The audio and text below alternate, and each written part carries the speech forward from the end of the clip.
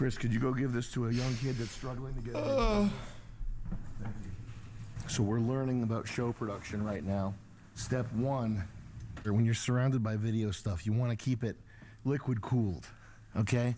We do liquid cooling, keep this stuff soaking wet so that it can buzz and vibrate behind your head when you're trying to think.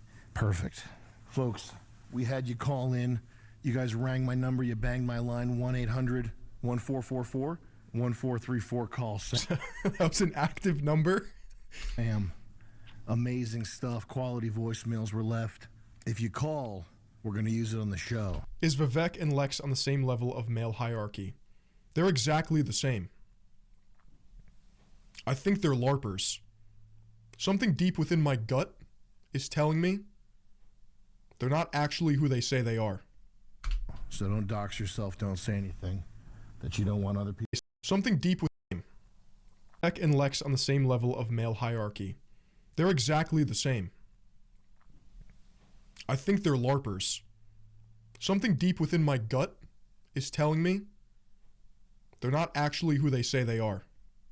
So don't dox yourself, don't say anything that you don't want other people hearing. It's not my private line, okay? That's 1434. Call Sammy is how you get that one. There's an extra few digits in there. It's not S-A-M-I. C-A-L-S-A-M-I. Say, boss, come.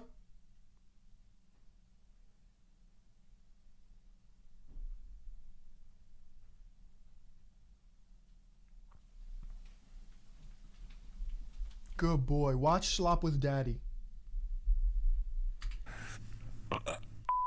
Hi, Sam. Right now, my family is going through a pretty big upheaval. Our new landlords at our shop are Arab, and they're kicking us out to put up a chop shop vinyl car wrapping business. We're being forced to move by March. I don't know what to do. There's not really an amount of working harder that can help the simple fact that another person is taking away from our lives. I'm doing the best that I can to help my dad and continue this business on. It was always my dream to work for you, but now it's my dream to continue my dad's business because I love him a lot. As time has gone by, I've realized that being an American means doing what you owe your family and helping them. I don't know if you'd agree with that, but that's how I think. Thanks. You don't want to work for me. I only pay in Nigerian crypto. My dream is to work for you is kind of crazy. I'm not going to lie. Okay. I only pay in Nigerian crypto. The flip side of that coin, it's called gold coin. It's backed by gold. If you are fortunate enough to have family that you can link up with, team up with, and build a business, that's probably one of the best things going right now, or ever. It's low friction. You don't have to have contracts. You know that the person, their genetic destiny is tied to yours. They want you to succeed, hopefully, unless you have some schizo brother or something who's always raping people. You got a brother like that, Chris? Raper? Yeah. Not anymore. Not anymore? I've heard horror stories from people who have family members from hell. It's just a case-by-case thing. But yeah, if you have a family member that's got their stuff together, especially if it's your father who can show you the ropes like I show Chris, show him the ropes. That's what it's time to work. Yeah. Play catch with your son in the yard. Father Max. I know he's joking, but we really do have an absence of fatherhood. That's why a lot of people cling to masculine role models, but oftentimes they fall upon false idols. Work out with Chris, I show him the ropes. He never does it. He hates it. But yeah, man, team up, and it is time to hunker down, though. And I'm going to couch this in certain language. The best known procedural, this is a whole chapter here.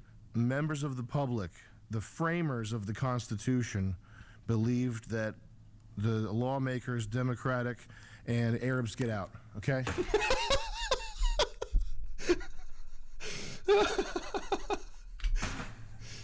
It's time to hunker down. This generation coming up, you guys, the jig is up. The whole thing that they use to lull my generation and older to sleep, this racial guilt stuff, like you owe somebody something for being white. That's over and done with. Nobody serious believes that anymore, and anybody that tells you anything like that is trying to get money out of you. They're trying to get their hand up your ass. The idea that the founders of this country, the people who built this country, built it because they wanted some Arab guy to have a vinyl. Chad, do you think this is being hyperbolic, or is this the spirit of our country right now? Is it this bad? A lot of people are pissed off. Rap shop, fuck all that.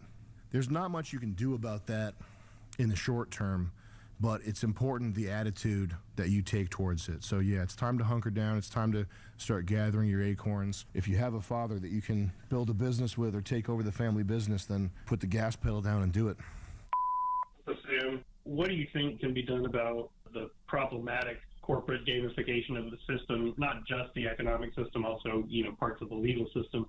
If Dude plays the race angle way too hard. The people who are, I guess, noticing it and wanting to do it in large numbers generally don't have access to the quote-unquote change from within, and what would the change from outside look like? What would those steps kind of look like? It's a good thing to think about, and that's what my mind's on. I don't know. Get involved locally, maybe. Try to become a judge. We need more white people being judges.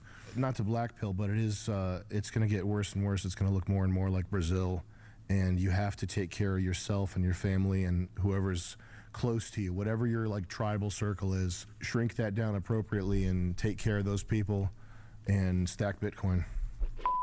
Hey. It always comes back to stack Bitcoin. Over 3 years sober from pills that I got jacked up on from being in the military and had to get surgery. Got sober, got my life. People complaining about the economic system because they are a loser, stop being a loser and start winning. We definitely need more winners. Back, married, having a baby on the way. I'm just really nervous that there's no fucking future. I'm an idiot and never saved money, and now I'm starting to, but That's a skill issue. I just don't see how this pans out. How do you restart at age 31? I have a good job now, It's never too late. but not like retiring kind of job. I don't want to work till I'm fucking 80, but I want to give my kid the best life possible. What do we do? Sell courses. You sound like a nerd, bro. You were way cooler when you were on those pills. You were way more chill when you were on pills. Is that Jamie or Jesse? Yo, remember when Jesse was always around? He was on pills. He was just mad chill. That was the version of Jesse that I wanted to see, not this guy. Family man, what is this? I have a job and I need money. What are you talking about, bro? Listen to rap music. Who's that rapper that I like? Krayshawn? 369 winners here, baby. Let's go, Mommy Milky. On? Bitch, you work at Arby's. Okay. Yeah, it's a loser's mind. Bitch, you work at Arby's. Okay. Yeah, it's a loser's mindset. What if you have that one song I remember that song. 10 years ago? Pussy made by Gucci. That's how good her pussy is. It's made by Gucci. Is that true? 31 is young, so I wouldn't stress out too much about this. You've got time ahead of you, and if you're 31 and you already have a good job and you're already starting to save money, that puts you ahead of the game. And I would just say, try to be less neurotic and don't worry about it too much. Just keep putting one foot in front of the other. You overcame I honestly struggle a bit with neuroticism. It's a trait that I didn't really know existed until I became aware of it, but it's the capacity to feel negative emotion. It's kind of the valence that pushes you either upwards or downwards. I guess it's just downwards if it's negative emotion, but I'm talking from a psychological perspective.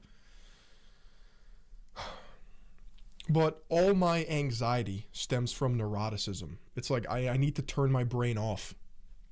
And I've found personally that when I dial my sleep, my diet, my hydration, and I actually exercise and say what I'm going to do, I'm acting in accordance with what I set out to do, the neuroticism goes away.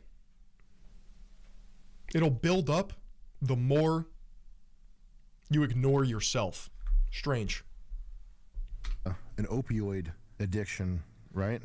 What pills did he get hooked on the military? Super combat pills? He was just addicted to being a super deadly soldier. Like Jocko. I'm addicted to super deadly combat pills. Did you see the coach today? He had Jocko Molk. Yo, I wanted to be like, I can't work out if I'm looking at that. You got to take that out of here. Overcame a drug addiction. You're married. You have a baby on the way. You're saving money. You're 31. That's young. You have a good job at 31. Don't be nervous about the future. Meat does cure depression. That is true. Stop. You're overthinking it. Stop overthinking it. You're ahead of the game. If you have a woman that's not... Drinking Malk. Let's see. Jocko Malk. No, it's not Malk with M-A-L-K. It's Molk. M-O-L-K. It's a protein shake. Malk is actually based. Malk is taking the seed oils and binders out of what should just be almond milk or oat milk. But spiritually, it'll never be the same as actual milk. That's the thing. A bitch, and you're lucky enough to have children in your life, you're probably good to go, man. No, M-O-L-K. M-O-L-K with the two dots on top is Jocko Willink's muscle milk. Malk, M-A-L-K, is sold at Whole Foods, and that's actual good almond and oat milk alternative milks. It's not a retirement kind of job. What is a retirement kind of job? Who has a retirement kind of job? Who's planning for retirement? You're 31. Man, can someone tell me what we're watching? We're watching Sam Hyde schizo rant about Vivek Ramaswamy and his meltdown on Twitter about H-1B visas and immigration to the United States of America. It's a hot button issue. A lot of people feel as if they're being replaced by foreigners, immigrants, migrants, illegal aliens, because the technocratic elite want to have cheaper labor instead of their own American citizens. And there was an air of condescension towards the American people where you had Vivek and Elon on Twitter, or X, sorry, telling people that we need to have less sleepovers, more chess tournaments, and working on violin. Basically, that the average American is retarded. Statements of that ilk. What are you, fucking little old lady? Why are you even worrying about retirement? Should I be pushing people to save their money in Bitcoin every chance? You just can't store your money in the U.S. dollar. That's the only thing. If you're saving money, you have to find some alternative vessel for your wealth. What most people do is mutual funds or real estate or something like that, but you can't save U.S. dollars because they're always worth less tomorrow than they are. Yep. Depreciation, inflation, taxation. You get fucking grinded into nothing. You need to be squirreling away money and putting it into appreciating assets. Economic vehicles that will pay off not tomorrow, not the next day. I mean, maybe, with the way crypto is ripping, but for the future. They are today. What about selling drugs? You were in the military. You have access to super combat pills and ultra back pain memory blasters. You probably have access to some of the best pills in the nation. Hey, This almost sounds like a Luke Belmar shill because of the crypto angle. In a lot of ways, he's right. At least in my opinion. Sam, one thing I hoped for with Elon... He's not telling you to gamble your way on meme coins and go to Pump Fun and look for the next 1000x, but owning Bitcoin is like having your own little Swiss bank account. It can't get taken from you if you have it in your own cold storage. was that the one thing he could provide was free speech. I thought to myself, oh, maybe we don't have to worry about... And to some people that's valuable, to others they don't quite see it. I think there's inherent value in that. We like what comedians we listen to, what we follow online. But even now, I'm using fucking star 67 to call because I fear that repercussions are just around every corner. We're just fucking locked in to this idea of you can't like this, you can't follow this comedian, or there's repercussions financially. It feels like we're all just locked down, and we have to believe, what's acceptable. I don't even see where the free speech is coming in. For Elon to do a 180 and be like, oh, actually, all Americans are stupid, and I think I'll ban a huge swath of them who believes a certain thing, it's fucking disheartening. But thanks for making the video. That's why you should never put your trust in somebody like Elon in the first place. To think otherwise would be foolish. He shows you who he is on a daily basis. He can't meme. Everything he does is to tribal signal to audience members that he wants to cultivate so that he could just abuse on a whim.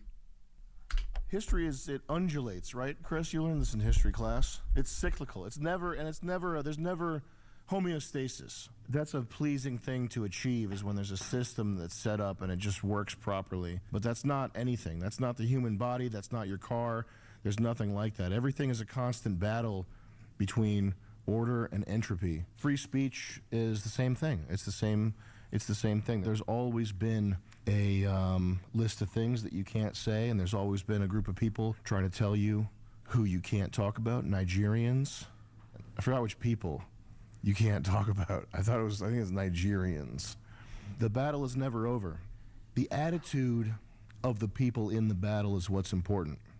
There will never be a perfect state, and there will never be a perfect set of conditions where everybody's got free speech and there's no... Elon gambled on Trump, now he's won.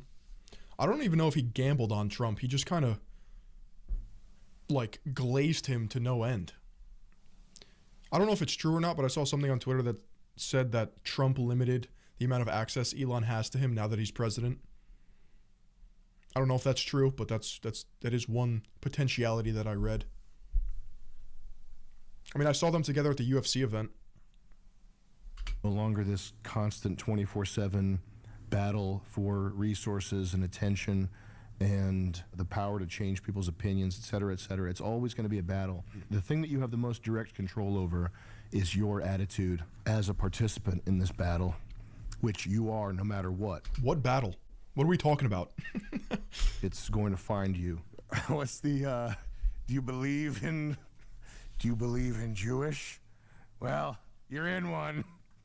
Yeah, no, the battle is going to find you, and maybe the most important thing to control anyway is your attitude. You should not be black-pilled because humanity and our people have faced much worse. The Battle of the Titans. Marin spoke. Where? Where's my boy Marin? Scanning.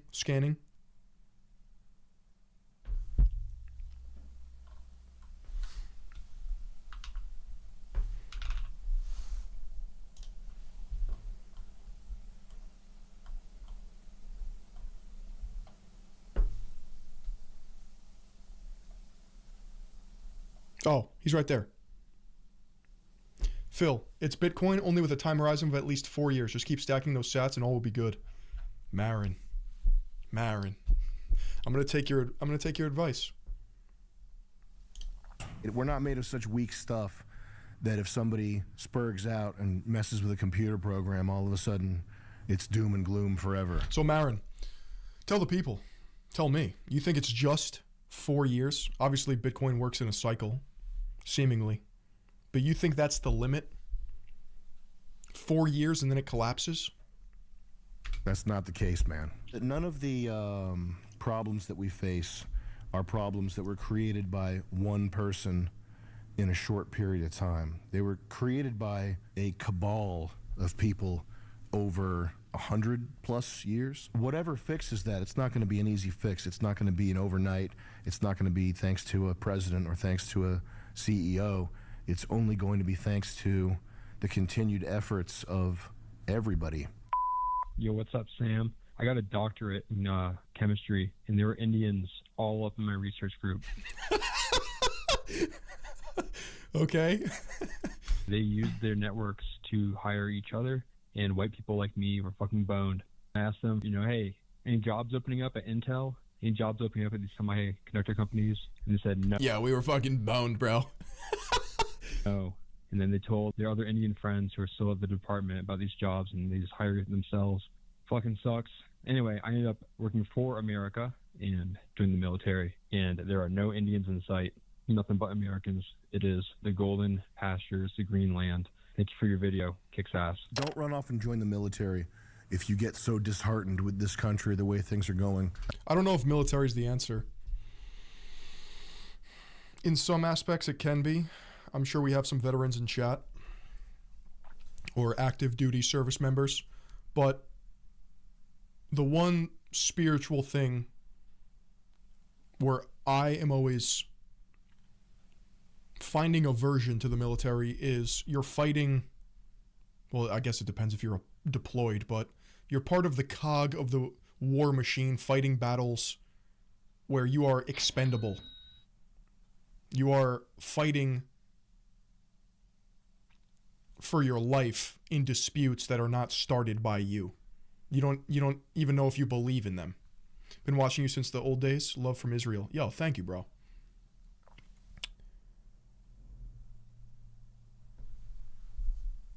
I don't think that's a good idea. I think I've talked to way more people who got fucked over somehow. Time in the market always wins over time in the market. Just keep stacking.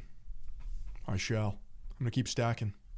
By being in the military than people who were in the military and had a great experience. And the military doesn't care about you. The country doesn't care about you. The people running. Yeah, do Moist and Asmongold co-sign this message too? I don't know. The country and the military don't care about you. If you join the military, you're essentially just signing away your life to become a tool for you know what.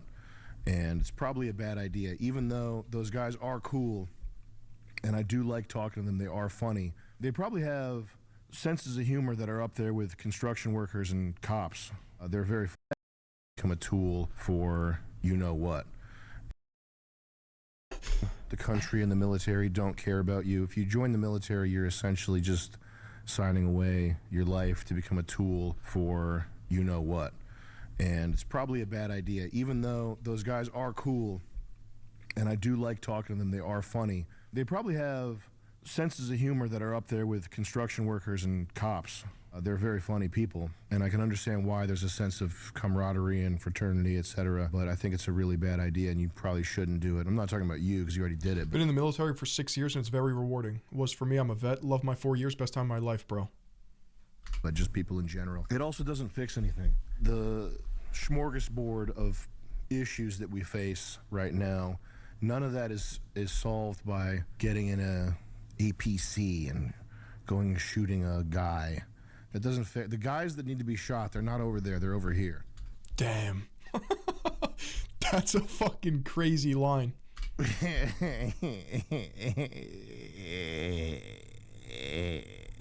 don't think you should sign your sovereignty over to the U.S. military just yet. I understand how if you're working at D'Angelo's, all of a sudden someone handing you a gun and you're surrounded by cool guys with good sense of humor and they're the same race as you, how that could feel heartening or like you're a part of something important. But I don't. Yeah, I think Asmongold came up with that one. I think so. I think that's just the trick they use to get people like you killed since forever. And yeah, as far as the intel thing goes, we're living in a gay racial nepotism kleptocracy. The incentives are so out of whack that really my best recommendation for you would be look for ways to steal. You got to just figure out how to steal, bro. File a sexual harassment lawsuit. I don't know. They're going to be paying a lot of... Yeah, he's an advocate of just scam maxing, debt maxing. Let me run that back. My best recommendation for you would be look for ways to steal. You got to just figure out how to steal, bro. File a sexual harassment lawsuit. Chat, how do we steal? How do we steal? I'm telling you, it's got to be courses. I don't know. They're going to be paying a lot of lip service to fairness and meritocracy as they replace people like you with Indians over the next 10 years. And just remember, as they do that, you should steal and file sexual harassment lawsuits. It's not a nice thing. It's not nice to encourage people to steal. That's not how society should work. You don't believe in low-trust societies. Too bad you're in one. There's no route towards restoring a high-trust society in America, in my opinion. If there is, that's good. That's a great thing. That would be wonderful. I would love that. That would be amazing. Once a company has been infiltrated by DEI types and by Indians, Indians are up there with the most racially nepotistic people. They only have one. The competition is slim up there. I think you know. If I say it in German, is that code? They're not going to know. They're up there with the most racially nepotistic people. And if the company's been taken over by... Chat, you think this is true? It seems as if, I don't know if it's a byproduct of capitalism in America, but you have deep nepotism running across different cultures all the time. I know in real estate, China has a heavy hand in the U.S. with the jobs. I mean, I'm not in the tech sphere, but a lot of people say Indians, look out for other Indians.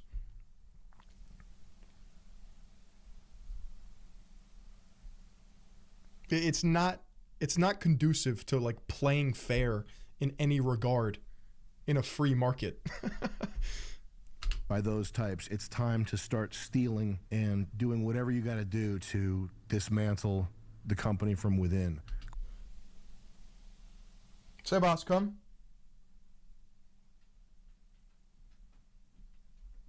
You gotta watch Slop with Daddy. It's okay. Lay down. Lay down. Quiet quitting, whatever nasty tactic. Use ChatGPT. What sort of nasty tactics can I use to fuck with my... Nepotism and tribalism will always exist. Either play the game or don't. My employer over a 5-year period. Make it artful. Be artful about it. Figure out a way to take some money on your way out. No one complains when nepotism is done by rich white people. I mean, I complain. Nepotism is nepotism. Handing out favors. I scratch your back, you scratch mine. I don't think that's true. Damn, motherfucking hard. Let's go, baby. I'm a young white dude. Shit fucking But what do I know? sucks for me. More than half the world wants me fucking dead and gay. I just watched Dear Elon. You gave me a surge, dude. I really fucking needed. I've been in a slump, and I feel like goddamn the whole country is. When you said that thing about where you can barely afford to get fucking Domino's, dude, I work my fucking ass off, and it's like, I got nothing. I've actually just accepted the idea that I'm a fucking cog. I'm just a NPC, and I just do the shit I gotta do, and it's fucking miserable, bro. For someone to speak out with a platform like this is Chris Lynch from Sam's team. Is it? Is it actually? This dude is fucking awesome. We need to have the immigration policy of Israel for fucking Japan. Appreciate you, bro. Japan is not long for this world. They're gonna start fucking with Japan. No, it's not. That would be funny. Mark my words. That will be very interesting to see how that plays out. Why do all of his callers have such a loser mindset? I don't know. They feel disenfranchised. They feel as if their voices are not heard. Maybe they're not. Maybe they are losers. Maybe they have a kink. And I pray for the people of Japan. I pray. I mean, some people are down bad. I think a lot of people are down bad. But in terms of why they all sound like this in this video, they're cherry-picked for him to react to. And that's not a bad thing. He's trying to have a narrative here. That they will be able to weather the storm. But that's going to be pretty interesting to see. If the Japanese imperialistic kamikaze fighting spirit has truly been suppressed by anime kittens and nuclear weapons, has it truly been erased from their sacre bleu, to quote Asmongold, of a people? Has it really been wiped out, or has it been laying dormant? Are we going to see Japanese with rifles again? I don't know. Are we going to see Japanese, I don't know, torturing a few people, trying to boil them in their basement? A Chinese guy? Who knows? Because I know that the first black man in Japan was met with bows and handshakes and, oh, yes, sir, you're very good. Oh, very interesting. A black ski.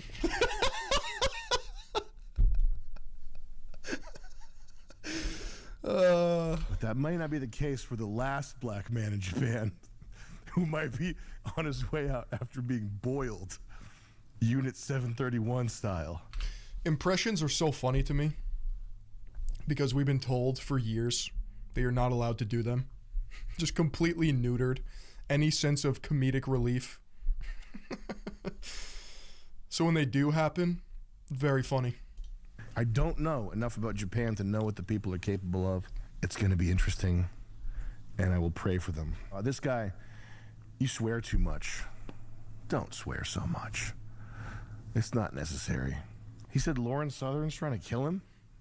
Is that what he said? Everybody wants white people dead and gay. Unit 731 is hellish stuff. Yeah. The torture chambers. Yeah. Yeah, well, we couldn't be beaten any other way. That's the only way to beat us is make us gay and dead. It's normal for young guys not to have money.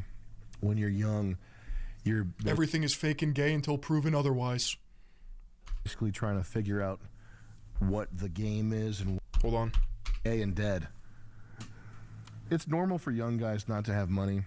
When you're young, you're basically trying to figure out what the game is and what your role in it is. Or if you're young, it doesn't necessarily matter that you're broke. It's not the end of the world. It's everybody who's young is broke. That's just normal. Phil is young and has fat stacks.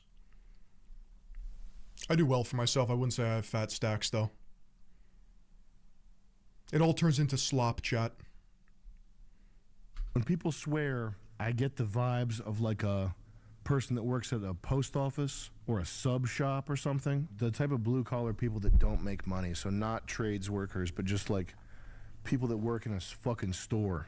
I think they swear all the time. Like if you work at Target, if you're stocking shelves at Target, you just swear all the time.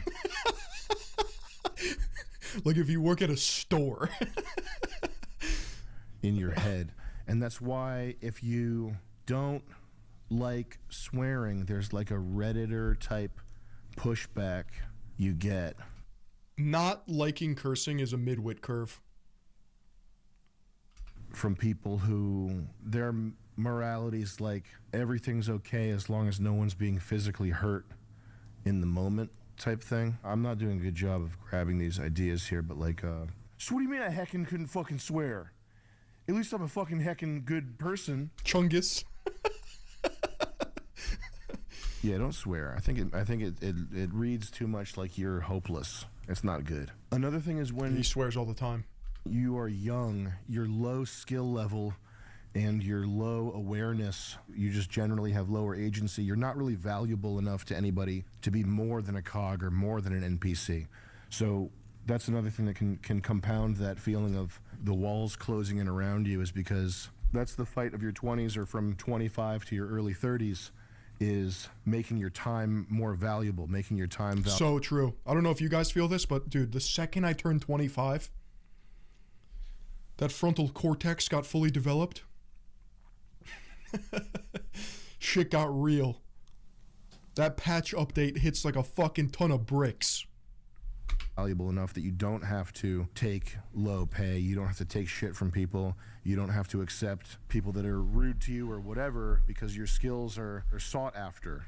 You can demand more from your environment basically because you're good at something. You look for reasons not to fire somebody who's really good at something.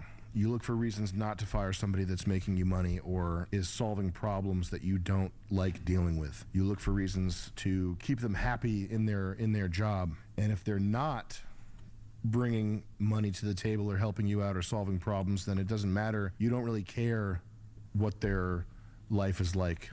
Because what the fool... Exactly. It's the midwit curve. Depends on how you swear. It could be emphasis on emotions, but if you swear just to swear, it's low IQ. Fuck, what are you even doing here? You get paid. So you have to be $8 tactical an with hour it. to be a human toilet. Or here, put the cheese on this pizza. You dummy. A lot of problems can be solved by getting good at something, making your time worth more money. Yo, what up, Sammy? So it's a skill issue. Get good.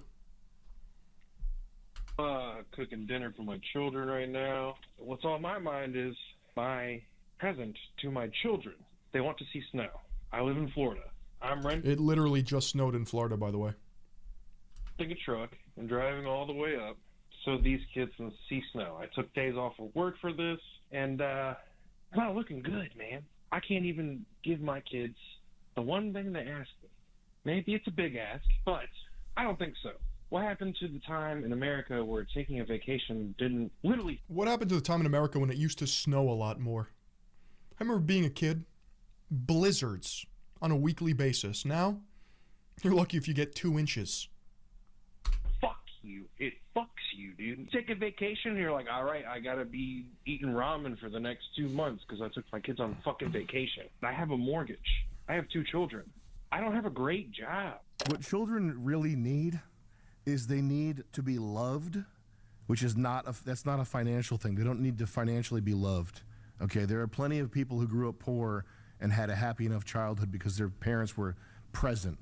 Okay, love and financials have nothing to do with each other. They're not Sammy based. They're not. They're real. Oh yes, this is the base department. He's right. Children don't need much. Now, I'm not a parent, but I'll put you guys on game. My mom said this, and it's kind of stuck with me, and it's kind of how I think about having children in the future. Having a child is the day you stop living for yourself. I know that sounds like a platitude, but it's true. You have to go into having kids with the mindset that it's not about you anymore. You are responsible for them. Really not related. The other thing they need is to not be abused. Part of not being abused is not being in a public school surrounded by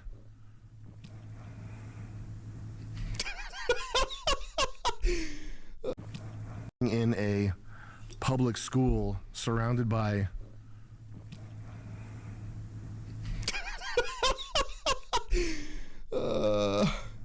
the Catholic Church gets so much that's like not so much now, I mean, but in the 90s and 2000s, every stand-up comedian was... Now, I was private Catholic educated.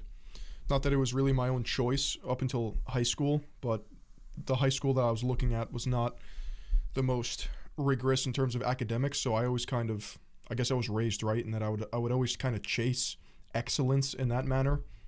Like when presented, would you want to go to public school or would you want to go to this rather prestigious school? I picked the one with the prestige. Some public schools are really competitive and probably fine and good, but I always got shit on, and I continue to get shit on. Oh, like you're a rich kid, you went to private school. It's like, that's just what my parents thought was best for me. I don't know. I spawned in this way. It's like, oh, you're Catholic? That's good to child molestation. To whatever degree that's true, it's way worse in synagogues and fucking public schools. I think public schools have a 10x higher rate of child abuse than Catholic Church. So if you're going to be scared of something, you should be scared of public schools. What you need to provide for your children is... Now, I can't speak for every institution, but in terms of disciplinary action, shit does not fly in private school. And to me, that is a virtue. You fuck around, you find out, you get thrown out. Like, can you even get thrown out of public school? I don't know.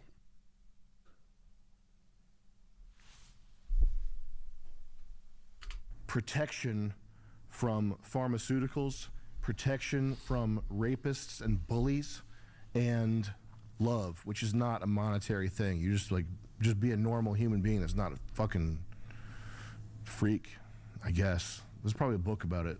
I don't know how to teach you to not be a freak, but it's probably essential that you start. So if you get kicked out of public school, where do you go? JV? Juvie? Learning how to do that. Stefan Molyneux has talked a lot about peaceful parenting, not hitting your children. Continuation school. I didn't know people hit their children until I started meeting like regular glop people. Like people that look like some fucking cigarette lady. She looks like she should be compressed in a barrel into oil.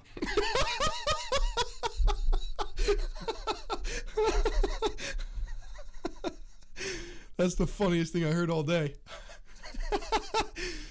Oh, Holy shit. To lubricate train parts. It's probably the most useful, the most valuable use of this human biomass I'm looking at right here. Asking me for a light. You should be lubricating a train as a human poo. This primordial ooze in front of me. You fucking freak. But those people like that The public school to prison pipeline is a thing? have had the shit beat out of them as children. This is probably a major reason why the world is this like throbbing, chaotic, violent organism from hell. Phil talking like you get blacklisted in all public schools when you get kicked out of one. Well, it's my understanding that public school is dependent on where you're geographically located, right? So if you live, I don't know, in X town and your parents pay taxes to that town, then that's the school you go to. You have to move to change schools, no? So in essence, if you're kicked out of your district's school, you are blacklisted. Where do you go? Alternative programs, but we already know what that means.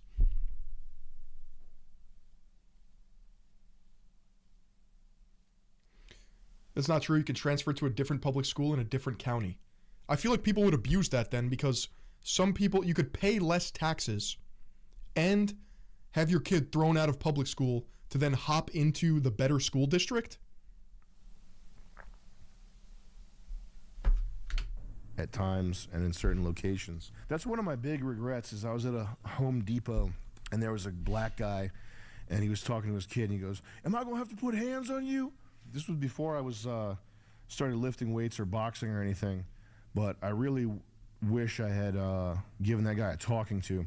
But I think this is probably a big reason why. A stern talking to. Yeah, you gotta be careful with shit like that. You'll just get a gun pulled on you. Everyone is so sinister these days. I watched this clip on Instagram of this guy pranking this older man. And then the older man squared up with him. And like they each got a shot in and then they shook hands and walked away and like hugged it out. And in a way it's very homoerotic, but at the same time I was like, why can't we go back to that? Why do people have to get kablammed? You know?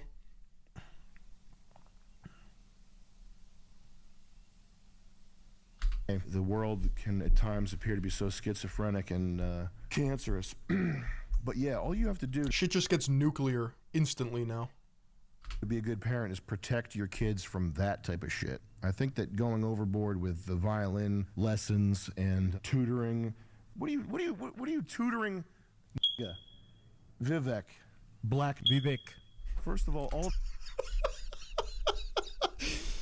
the jobs that the Indians are coming here for, aren't they going to be done by AI anyway? Huh? I thought computers were so smart they could learn to code by now. Huh? That's weird. Why are we bringing in more software engineers when writing software is one of the low-hanging fruits of LLMs that's actually going to be here in 5 years? Easy. Why do you need 400,000 brownies? Why do you need all those brownies? What are you even preparing your kids for anyway? You're just some shithead. What do you know about what life's gonna be like in 30 fucking years? My child. The push for AI is really strange to me. It's like the it thing. Years ago it was crypto, then NFTs. Now it's AI. Probably circle back to crypto. Is going to be a doctor. What if doctor is completely automated away and becomes like a customer service It's a Wall Street money pump. role in 30 years? They want it to be good so bad. Please, please, please, please. AI is the future. The AI can diagnose medical conditions better than humans can. How long is it going to be until the role of doctor is downgraded to basically customer service, till you're the human face in the office, making sure the machine doesn't fuck up and you're getting paid 1/3 I don't think that's that far off. of what you were making? We're talking about preparing your child for the future, giving them the best life possible. What school on the face of the planet has taught students how to preserve wealth and how to make money, which is day trading and gambling. True. What university program does that? Well, the people that are getting pumped out of the... What kind of boggles my mind is that I was talking with some friends the other day about meme coins. Now, I'm not that much of a degenerate, but I see the appeal. I really do. You have boomers working their entire life for a company that doesn't care about them, squirreling away enough change for a 401k. And then you have a 16-year-old on a white monster and Zyn in his mouth buying poop fart coin and making generational wealth.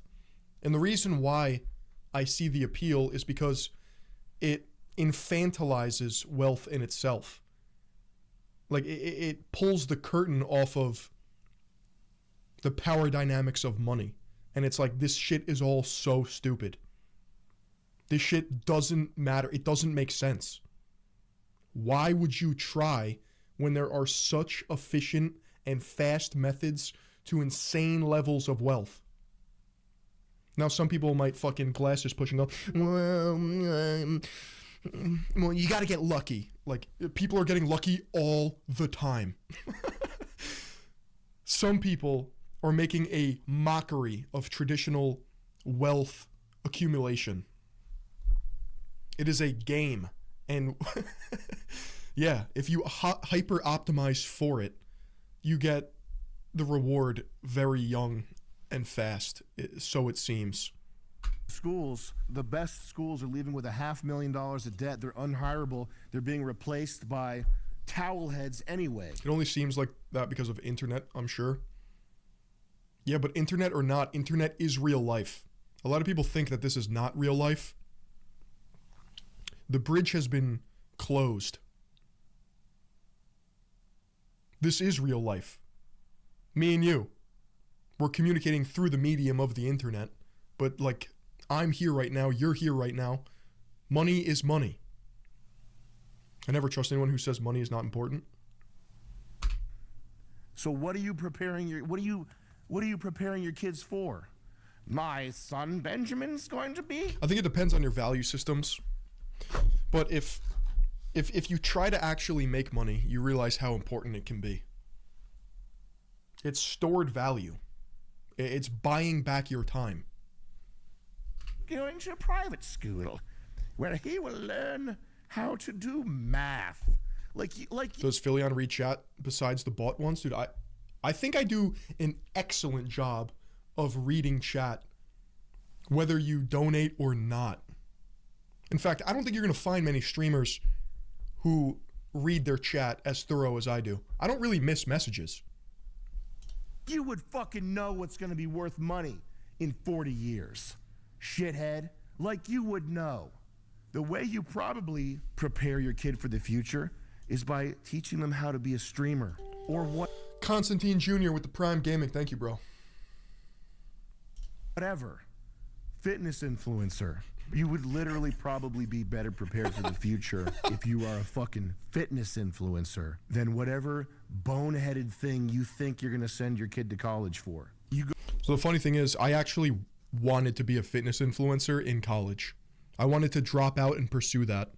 And I don't fault my it was mainly like my dad was like 100% trust, like, yeah, sure, go for it, whatever.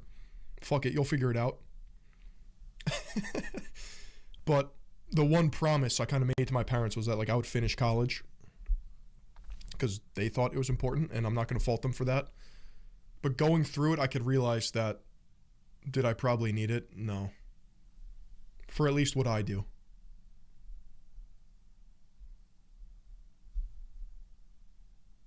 I guess I was a fitness influencer.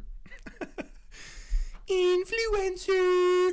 Go up to see snow and you don't see any, and your kids are disappointed, and hopefully 20 years later what they remember is something like, my dad, who cooks for us, loved us so much he drove us up to see snow and we didn't see any, but it was crazy. It was a really fun weekend. We saw a lot of stuff, and that's a good outcome. The bad outcome would be, this is like a knife sticking out of people's heads. And I'm not saying this guy's like this, but I know if you're complaining, there's a chance you're like this. When you're not resilient and you're outcome dependent, you're attached on good outcomes, you need a good outcome. Isn't being a sports teacher mainly about fornication maxing? Like a gym teacher? To feel good. This is different from... Phil, when are you gonna grow up and start going by Philip? It's with one L, buddy. You're getting the dunce cap for that, assuming that I would add a redundant letter in my name. That's crazy. You're getting 1 minute in the penalty box. I actually go by Philip over the phone when people ask for my name because, for whatever reason, the phonics of Phil, I always get Bill. It's pretty much just Bill. I can't be a Bill. I'm sorry to all those Bills out there. I appreciate you, but I'm Phil. Philip. The Teletubby people. I reject the L. Who are liars and fags anyway, and they're like, oh, guess we didn't get to see any snow. Oh well, it's just as good. That's bullshit.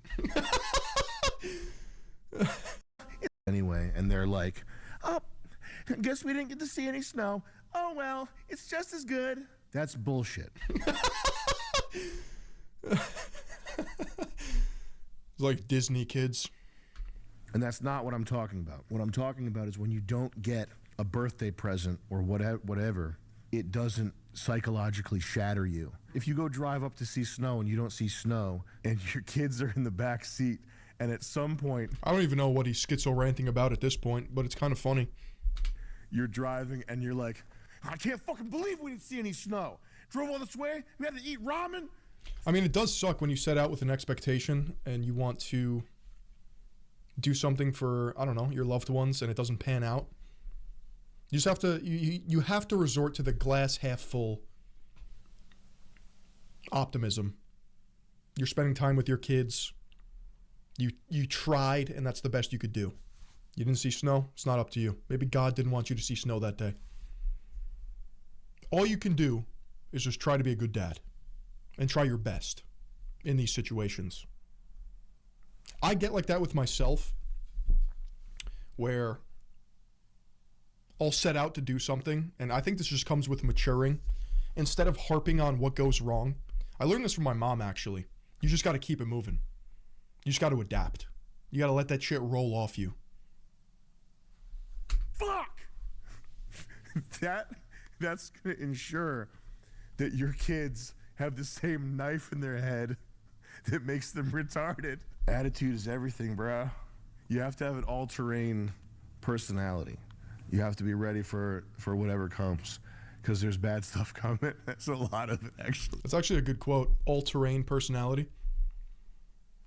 At work with the whole kitchen tuned into slop. No, thank you, Samuel. There's actually a lot of bad stuff coming. So you need to be ready for it. It sounds like you're a good dad. You're cooking dinner for your kids. Just don't let them see you get rattled by little inconveniences like this, because, you know, there's a lot worse shit coming down the line. If you're in...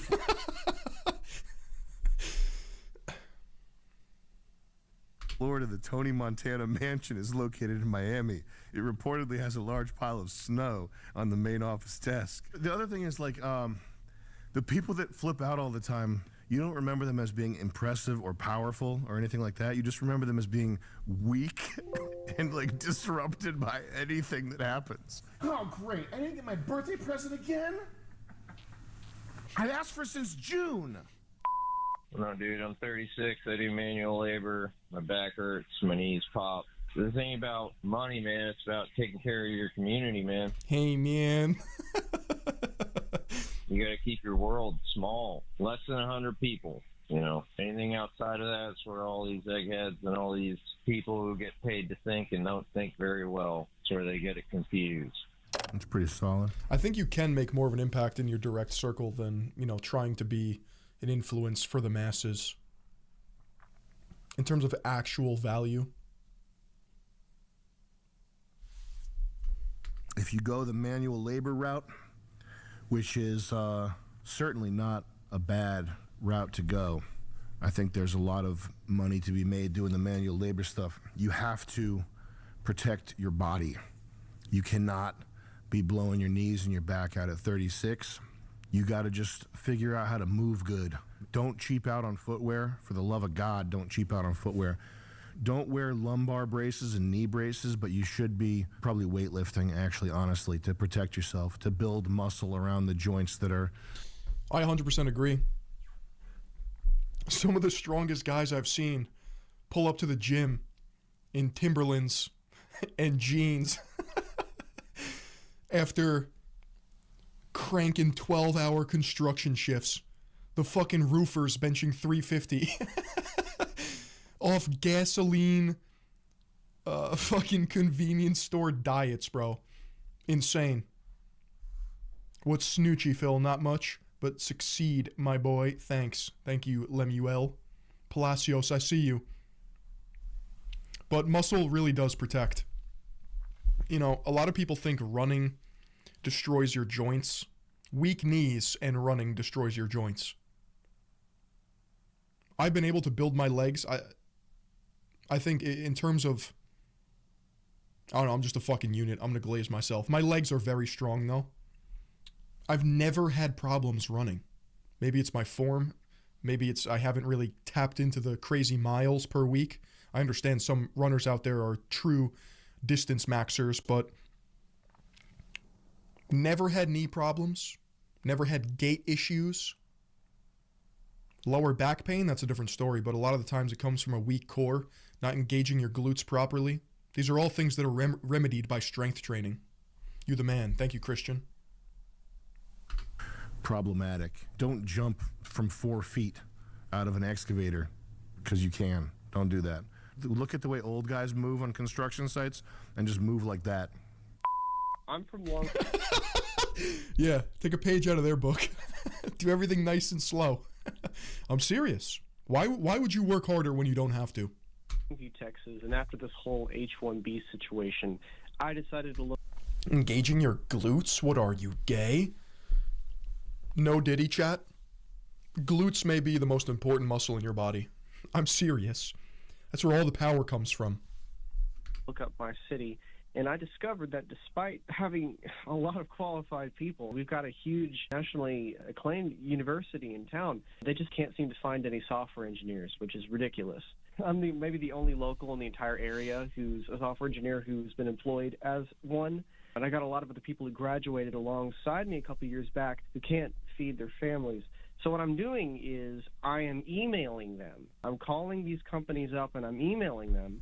And I'm trying to get these resumes out. And I'm trying to convince them that they don't need to literally replace Texans with... Hold on. We got another Twitch Prime sub. Captain Chief 69 over on Twitch. Thank you, bro. Whoever from whatever country. I don't really know what else I'm supposed to be doing here. Hopefully y'all can think of something and then talk about it, because I really don't want to build a killdozer. I've got the capability. A lot of people glorify the killdozer. I'm not killdozer pilled yet. I understand what he did, but I don't really understand why. They were like encroaching on his storefront. Corporate greed personified, and he just went fucking haywire. But I don't necessarily want to. It takes a lot of time. You know, I really would rather be doing other things. Peace from Texas. Instead of a killdozer, start thinking electric, okay? Like Elon. Start thinking futuristic. Yep. More efficient. Lithium-ion battery. Electric. Tesla style. What's the Tesla version of a killdozer? Some sort of apparatus attached to an Indian man's head in my basement that turns into a potato chip. Think bigger. Think mega weapon. Okay, think Mad Max. Think Metal Gear. So like a Cybertruck? So like literally just a Cybertruck. All right, how can you start using electricity and drones to create a mega weapon version of the killdozer? What would that look like to you? I think it would be pretty cool. It's looking pretty grim for software, man. I don't know what to tell you. I don't know what to do. I don't think emailing people and asking them nicely to stop hiring Indians is going to help. If what I did was software right now, I would be worried. And I would be frantically trying to think of how to assemble some type of 5-year plan to like monetize my skills in a way that doesn't involve being a middle guy at a huge company. Sam Hyde, my name is Vivek Ramaswamy. I've been in IT for over 25 years. I'm mid-tier, like tier 2, tier 3. People don't know I didn't even know that there were tiers. this, but the H-1B visas have now flipped the script. Because of federal law, when East Indian companies bring over H-1B visas, they now have to make the approved rate for that position. So What's the highest tier at a software company in tech? Does it get as high as like 7? I'm tier 7. I'm an elite level mage. well, let's say a position is $35, $45 an hour. The East Indian recruiters that get the first dibs at these jobs will offer it to an American. They'll say, this job requires 8 to 10 years experience. I'll pay you $15 to $18 an hour. There's 5 tiers, really? If you work in a tiered system, you got the wrong job. What tier streamer am I? I feel like I'm tier 2. And then when the American says, I can't live off of that, I'm an engineer, like this is a $35, $45, $65 an hour job, they say, well, that's the rate we're going to offering you. And as soon as they decline, they go and pull another H-1B visa, and they get the $35, $45, $65 an hour. I'm definitely prestiged, though. I'm definitely prestiged. Wage. So it's no longer that H-1B visas are a slave class. They're basically dominating the IT world, and they're not doing high-end jobs. They're literally doing every job in between. The nepotism is so crazy on this that the H-1B visa engineers will get their wives to work mid-tier jobs, and they don't know anything. And they basically screw everything up, and then we got to like tell them how to do everything step by step like a recipe. But they don't understand why they're doing what. And they get 100% of the wage, and they don't do any of the work. They end up just telling people, reboot your computer, and then they close out the ticket. How do I know that this is going on? When you work in IT, you have a lot of friends that are East Indians and things like that, and they tell me, we're trying to bring these people in, and we got to offer the Americans one wage, and then we pay whatever the approved rate is for the people that they bring in. Most cheap Indian hires produce pure slop. Be better than slop or fail. I'm pretty sure we have a tech-savvy audience, a lot of people working in tech. I've heard that sentiment a lot. Basically being paid to just undo slop code. Yeah, man. I'm still sort of flabbergasted over the Elon and the Vivek Twitter thing where they are proposing that this basically rape of America is somehow related to kids who practiced the piano more as children and didn't. The most fucking, the gayest part of the whole thing that Vivek did was he said we need more movies like Whiplash. Vivek suggested we need more movies like Whiplash. That is the perfect movie to describe Vivek's ideology. Just play the drums, bro. Just get abused by your music teacher, bro.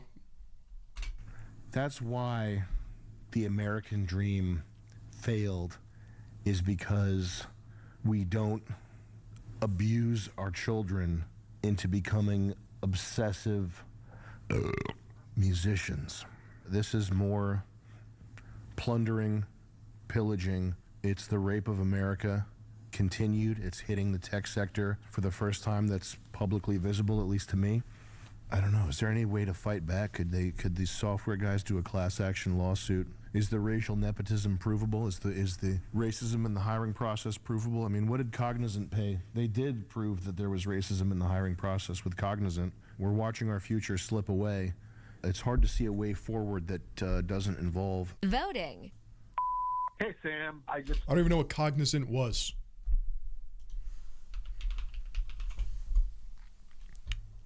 Information technology company. American multinational information technology services and consulting company headquartered in Teaneck, New Jersey. Ayo.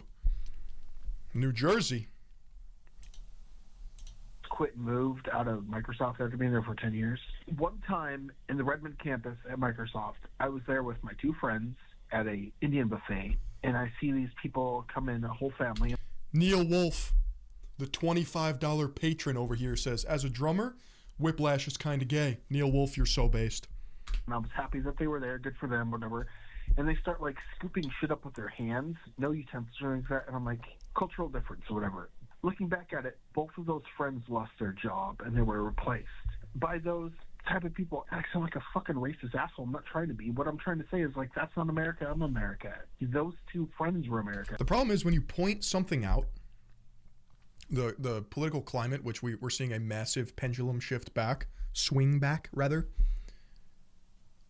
People were conditioned to believe that what they're seeing is inherently racist, as if you can't form an opinion based on the inputs that you're gathering. That's a dangerous game to play. Yeah, you were spot on, man, and I'm just a little irritated with what the fuck's going on. I'm really looking forward to my debate with Vivek Ramaswamy, because part of what we're witnessing is the breakdown of reason, because rationality has been weaponized against normal people. And I don't just mean the GLBTQ or DEI stuff. In particular, this American dream shit, this propositional nation stuff. This is the line that... Why the Indian hate? Well, this is just because they're discussing H-1B visas regarding Vivek and Elon, and how tech companies are hiring Indian outsourced underpaid workers over Americans, and Americans are the problem. It's been for 70 years or more, is the America is a nation. Samuel, thank you for becoming a member. Massive.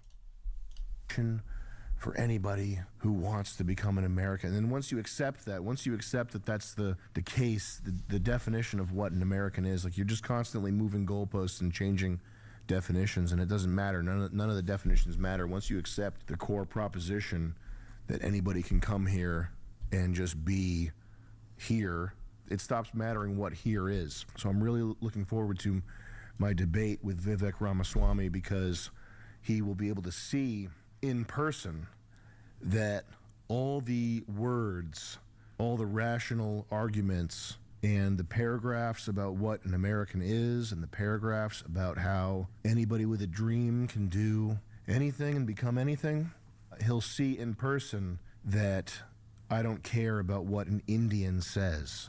I'm not willing to have a discussion about the definition of what an American is. I'm not interested in hearing somebody else's proposal for what an American is. Everybody knows what an American is.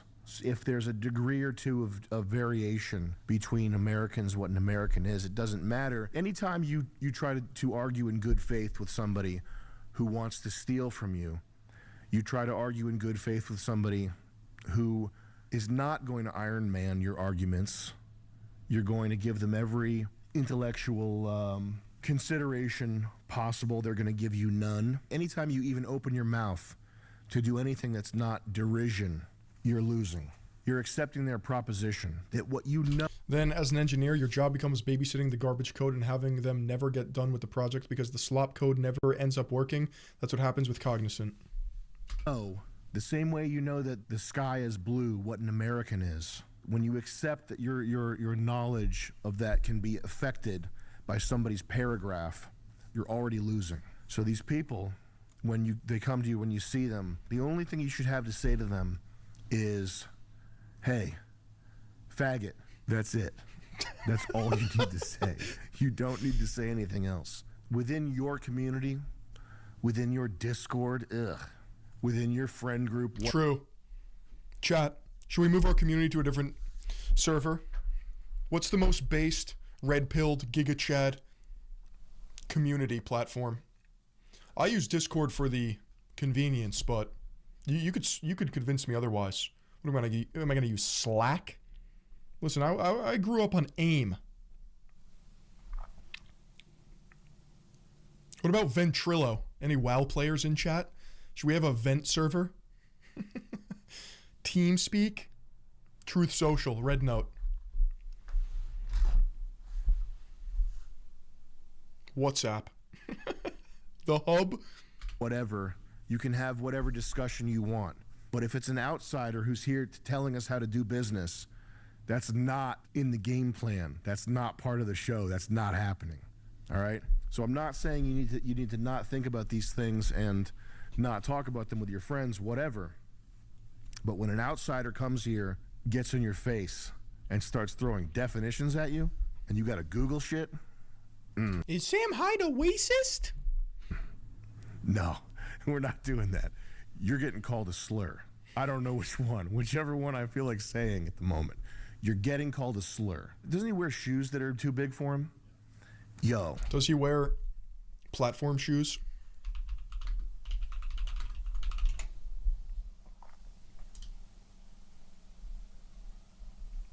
Chat, how tall is Vivek?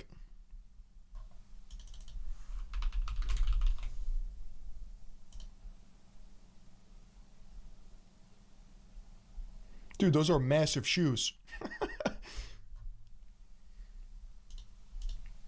Oh my. Oh man. That sucks, dude. Yo. Vivek told me that he would come on the show if I read all 4 of his books. That's a real thing, by the way. Like, that's if you can come on my show if you watch the iDubbbz documentary. It's just funny. Wait, what did he say? He could come on a show if he reads one of his books? Yo. Vivek told me that he would come on the show if I read all 4 of his books. All 4 of them is wild. That's a real thing, by the way. Hey, you want to lose IQ points? Then I'll come on your show. Hey, you want to inflict yourself with psychic damage of slop? Like, that's if you can come on my show if you watch the iDubbbz documentary. It's just funny.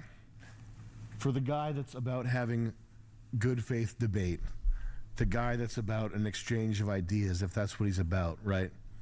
Telling me I have to do homework in order to talk to him.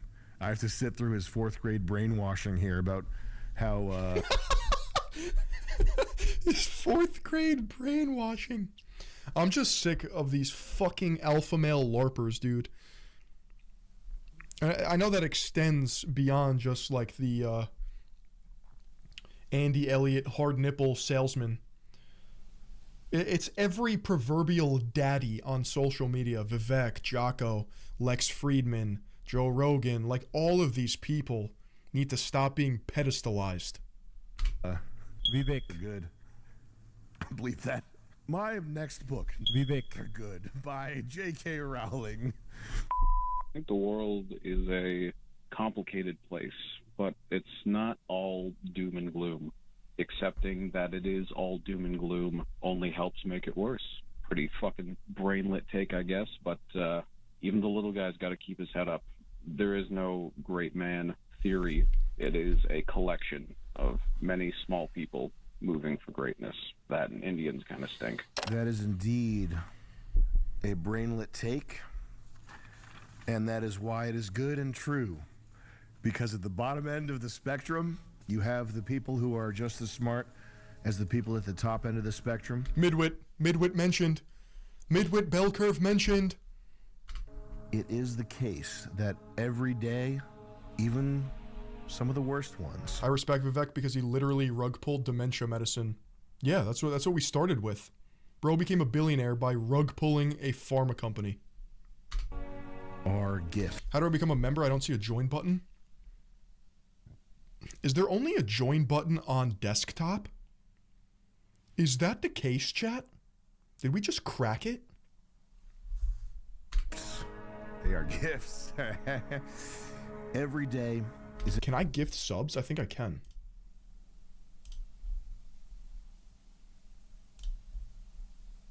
Oh, hell yeah. There you go. Yo, Philly on Live, thank you so much for the 5 donations. Huge. Thank you so much, bro. That's huge, bro. Dude, thank you, Philly on Live.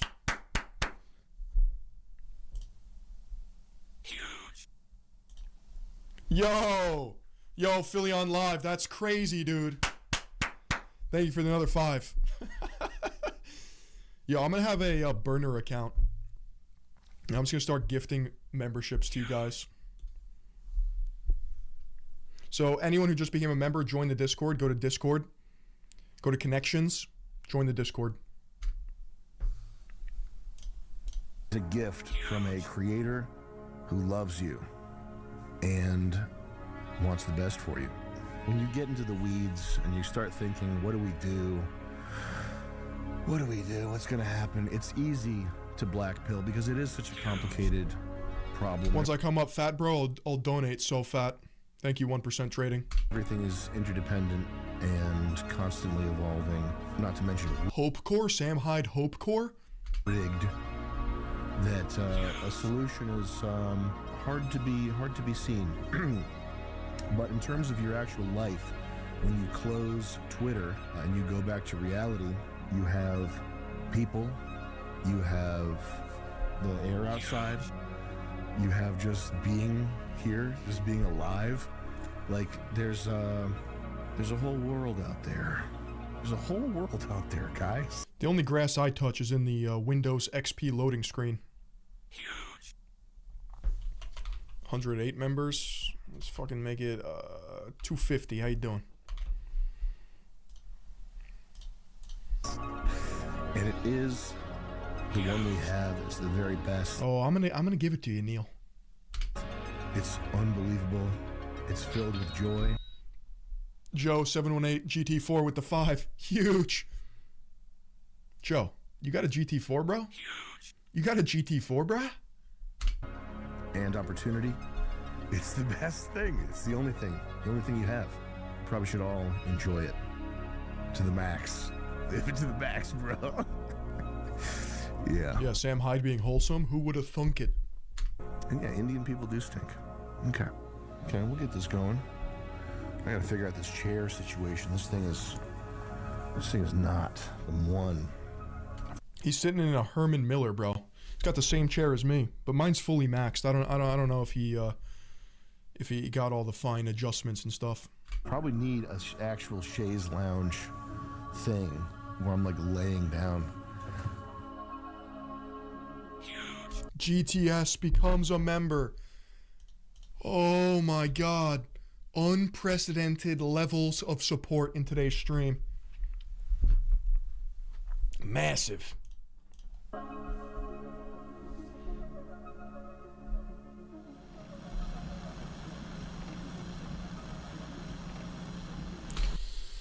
Well, that was something. Much to think about, chat.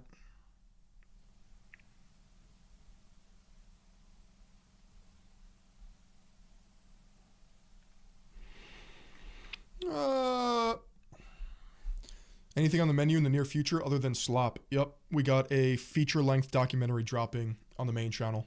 Once again, this is on-the-ground investigative journalism. We secured interviews. We traveled for this. We shot B-roll, camera operator. Your boy is the main character.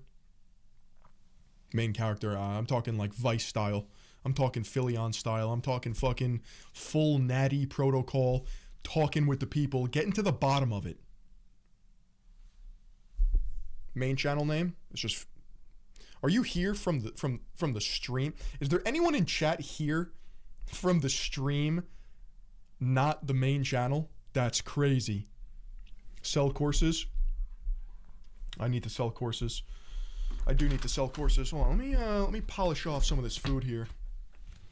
Let me open up this here food again. How you doing? Some chicken, some rice, some Greek salad.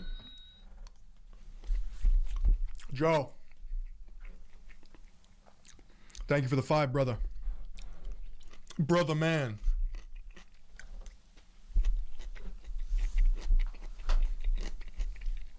No, I'm actually thinking about it. I'm actually thinking about it.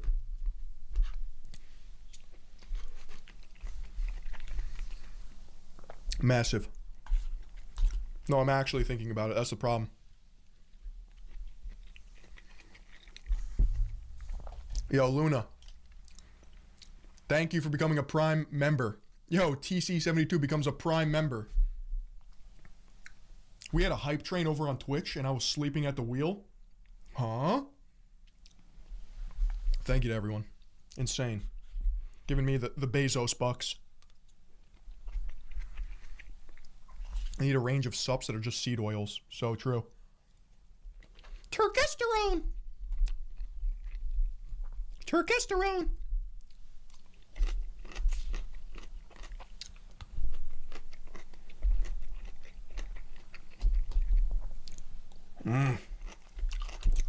Chat. I'm getting these gains in right now.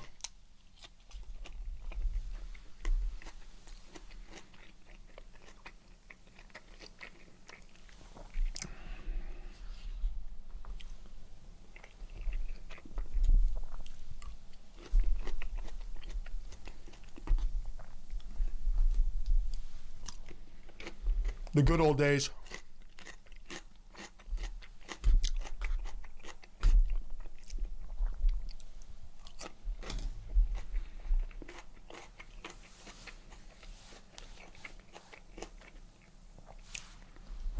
Sebas, come.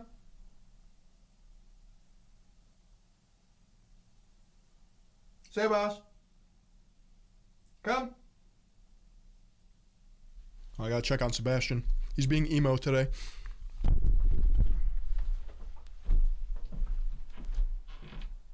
Hi, buddy.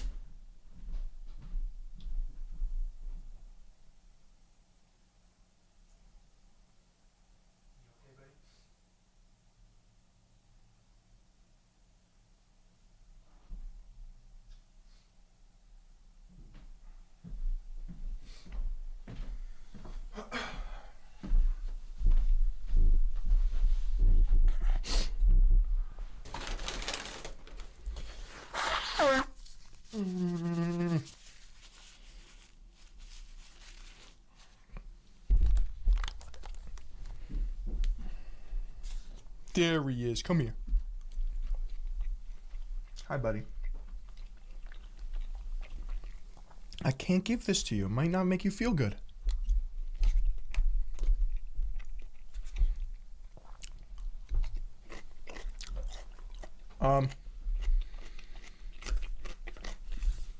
I've sparred. I try to limit it though. The second time I sparred, got lightheaded as shit and got a crazy adrenaline dump, and I was like depressed for 48 hours after. So I try not to do that. But for sure, I mean, you got to apply the skills that you're learning.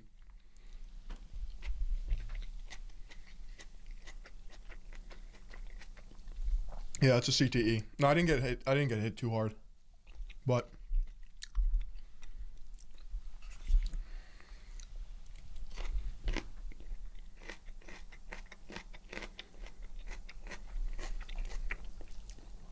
no, I know. It wasn't even that I went so hard. I think I was just new to it.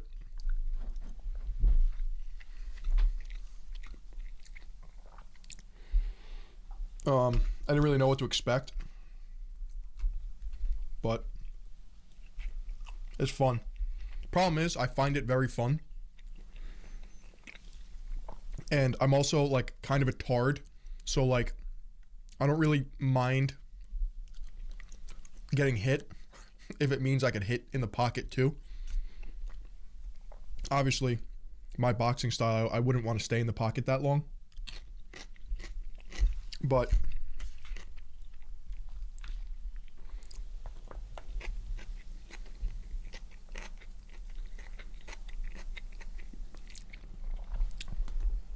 my chewing is atrocious. It's not that bad. Gray Fox, thank you. I'm trying to eat fast, chat, so I can get on with the slop.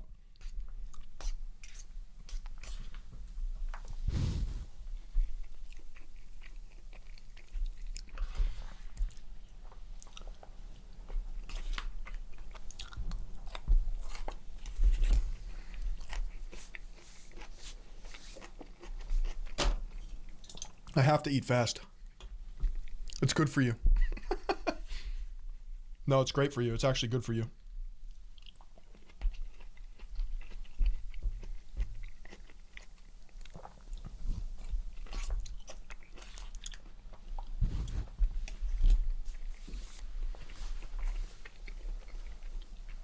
All right. What are we going to watch now, chat?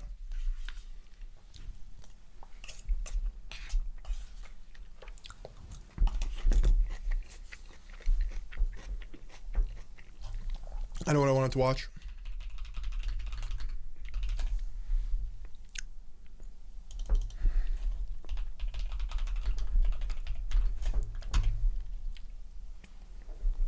I didn't finish this video, but I do want to watch it.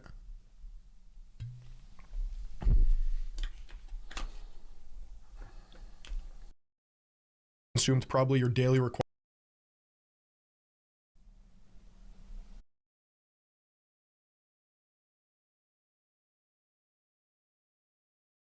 Come on down South Park and meet some friends of mine. What's going on, everybody? Welcome back to Dash Reacts. Let's check out the South Park episode, Asperger's. Let's do this.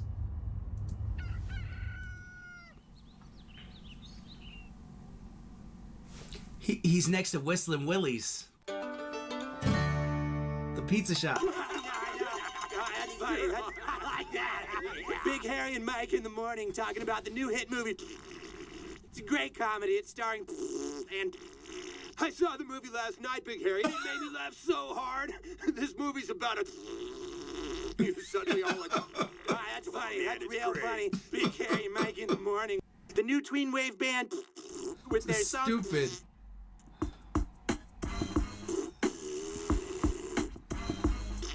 What are y'all? Shower with his hat on?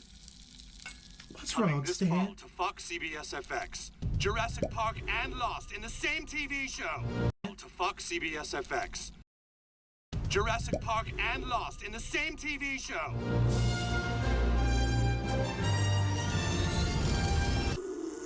Dinosaur. Lost human. Future, yeah. What is that? Stanley, eat your waffles. Oh.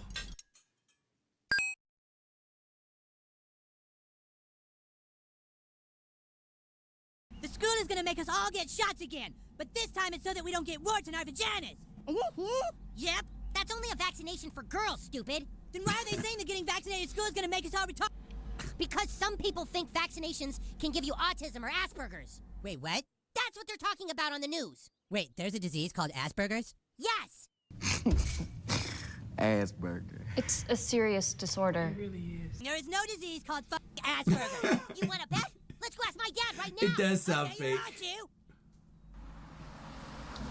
But y'all were supposed to go to school.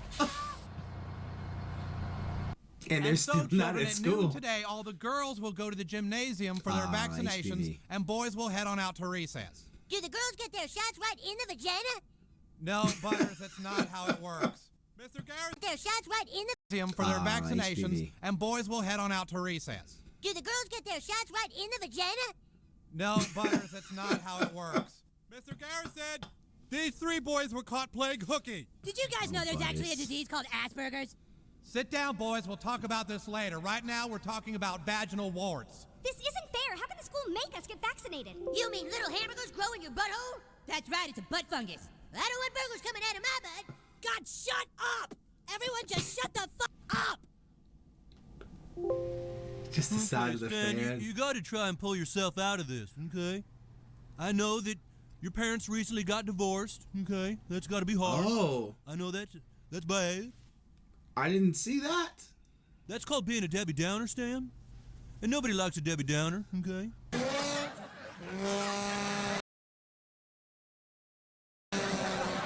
You got to snap out of it, Debbie. Come on, Deb. You're even bumming me out now, okay? Your attitude just sucks. Mr. Mackey's not helping. Okay, you know, life has to change, okay? How? When all the things that made you laugh just make you sick. How do you go on when nothing makes you happy?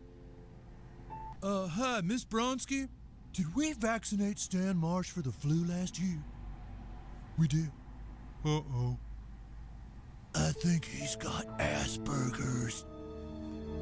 This is breaking news from CNN or Fox or whatever. Fuck you. The first documented case of a child developing Asperger's syndrome from school vaccinations has put the government in a tight spot. I've got to admit, I don't really know what Asperger's is or what it does. I just know it's that syndrome with the really weird, why would you call it that name? And that Elon Musk has it, I think. Thank you. At a press conference today, the media heard from the young boy's father, Steamy Ray Vaughan. face. It's pretty shitty when you work so hard. Heard from the young... Elon Musk has it, I think. Thank you. At a press conference today, the media heard from the young boy's father, Steamy Ray Vaughan. face. It's pretty shitty when you work so hard to be a Steamy Ray great Vaughan. parent, and then the government comes along and with one shot turns your child into a mentally incapacitated freak. I mean, look at him. He's disinterested, depressed, self-loathing. It's most likely the reason his mother and I got divorced. In response to the embarrassment, the President of the United States has passed Stan's bill, putting an end to mandated school vaccinations. Mr. President, the bill is ready. Just sign right here, Mr. President. And if you could just sign this one as well, Mr. President. Why? Multi-million-dollar lawsuits are probably not far behind. Turn on your heart light, let it shine wherever you go. Turn on your heart light, let it shine. You don't feel warm. Oh, that's a relief. I thought maybe I had a fever, but oh, my buns! There's a sharp pain in my buns. Can you lay on your stomach? I'll try. What the?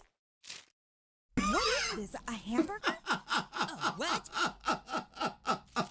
What is this? A hamburger? Oh, what? Why are there hamburgers in your underwear? He's so Are you serious? stupid. How could there be?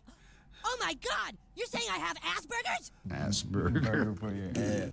This doesn't make sense. Are you trying to sneak food into the school or something? What are you talking about? I got vaccinated from the school, and now clearly I have Asperger's.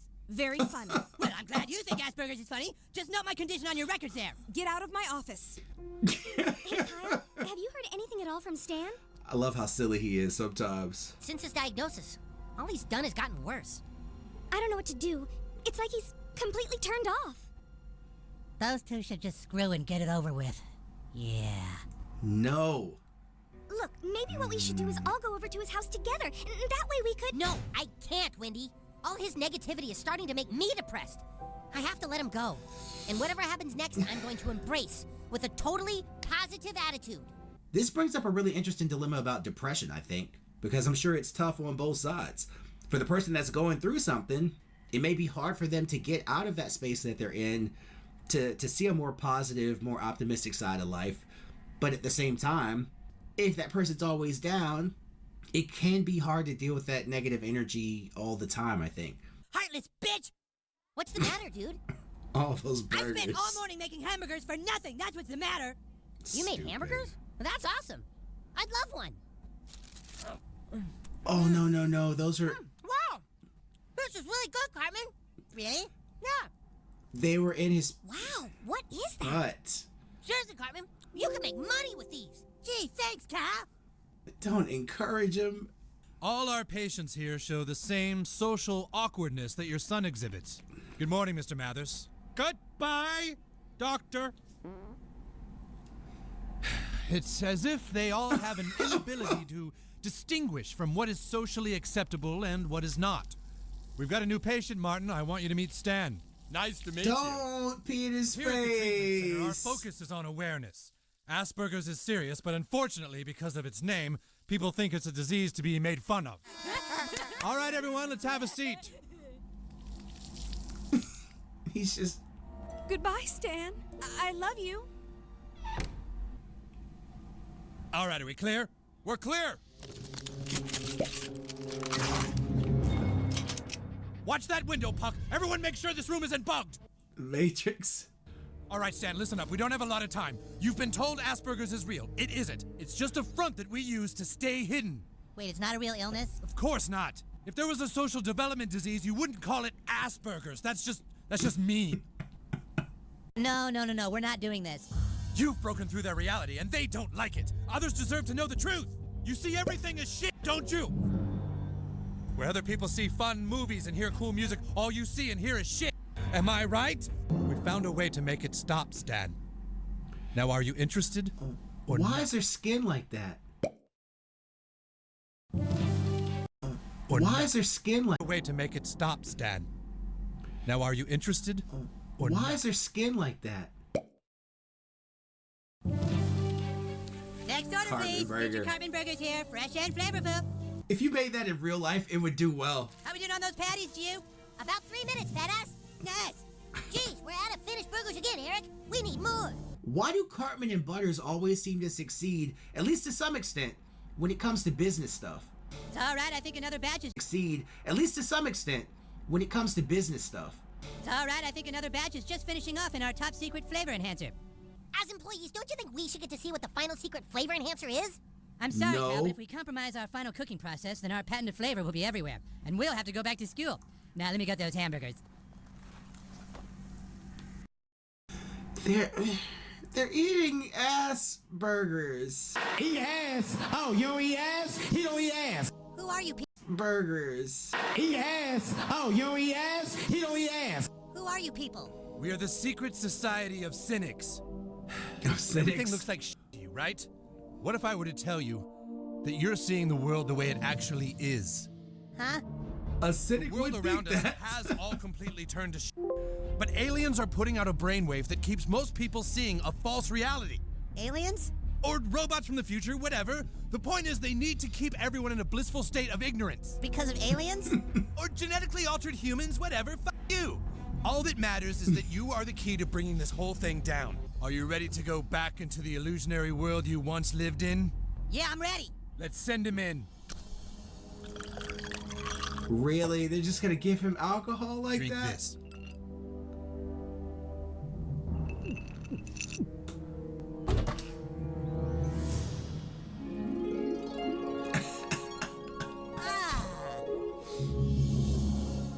Oh, cool. Jill, you got a date with Al Pacino? I think Al Pacino wants to play Twister with your sister. Oh, will you stop, Reddy? You know all he wants to do is play Twister with your sister. Adam Sandler's funny. Kyle! Hey, Stan. Dude, I'm sorry. I've been a shitty friend. I miss my buddy. You were right. Adam Sandler is fucking hysterical. Stan, are you all right? Yeah, dude, I totally get it now. No. I can see how lame I was, saying everything was shit. Really? Stan, that's great. But Kyle, it's all shit. For reals. Everything's shit. There's aliens with AI, and you and me are gonna fuck it all up. Come on. Dude, have you been drinking? You're not listening to me, Kyle. Dude, we have to go do this one thing, and then everything can go back to normal. It's too late for that. Come on, Kyle. This is about you and B, remember? Look, dude, things around here have changed. Sometimes, the only way to keep going is to make a left turn. You, Kyle, you're a piece of shit. Yeah, you know what? Fuck you! Kyle, I love you. You're a piece of shit, though. Fuck you. It goes right back. I don't need you anymore. I know. I need you. In case you didn't catch last night's episode of we're breaking it down. Oh, Big Harry, when the ran into the... Oh, no, how about we... He's right back to normal. Right back to his normal. How'd it feel to be back in the Matrix? I feel like total shit. It's okay. That's just your brain levels adjusting back to the real world. Try and focus, Stan. We found them. We It's know a where the hangover. rock creatures are now. The rock creatures? Or aliens or AI things, whatever. Fuck you. Dude, I can't do any... He's gonna pop! It's gonna pop. Breathe. Stan, you have to convince people they're living in a world of illusion. We're sending you back in.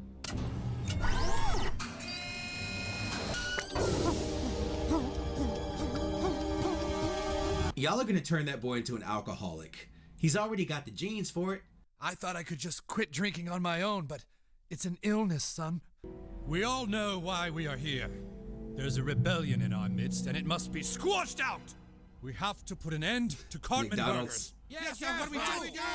At KFC, we've seen a 50% Wow. drop in sales. It's worse at Pizza Burger Hut. King. Cartman Burgers choked out the market. What makes them so good? For whatever reason, these Cartman Burgers satisfy the taste cravings for all of our restaurants. There lies the secret.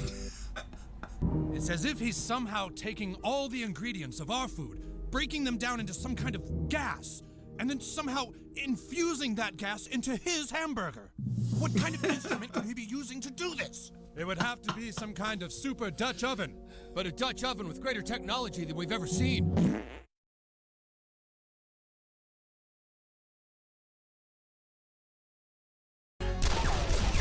Yeah.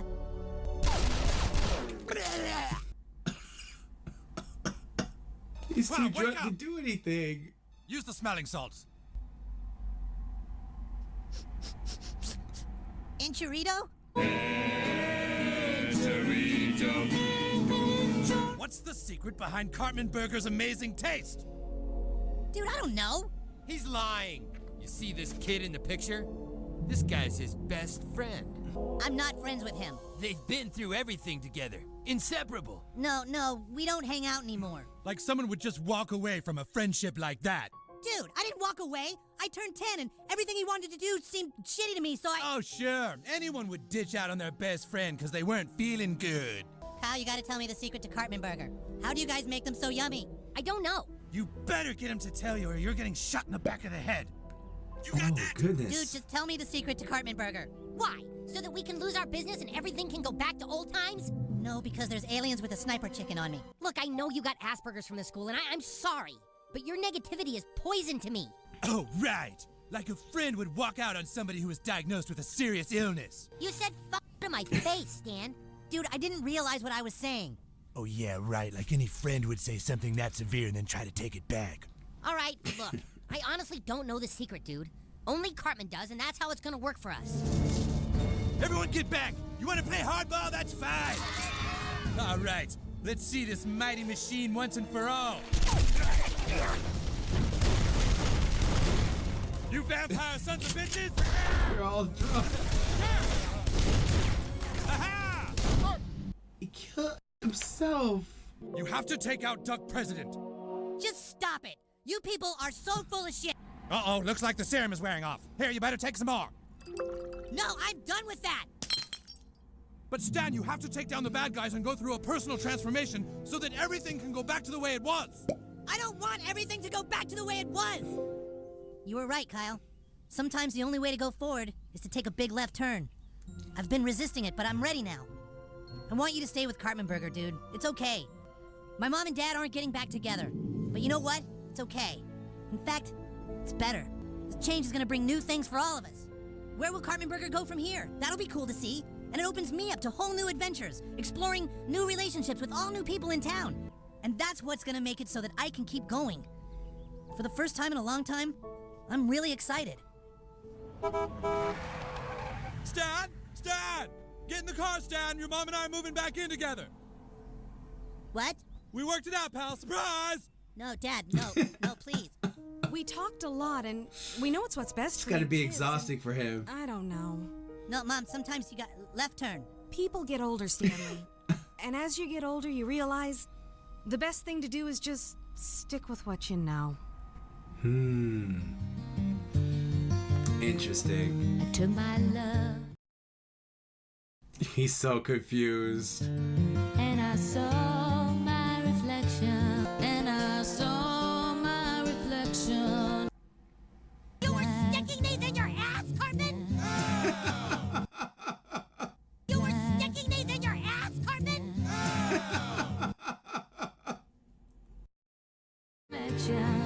Obama came back. Stevie Sessions.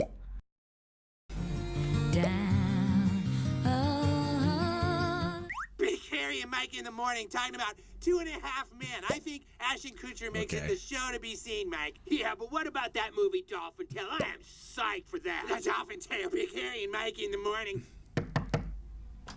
Dude, we're gonna go see the new Zookeeper movie. Zookeeper 2, Zookeeper. Zookeeper.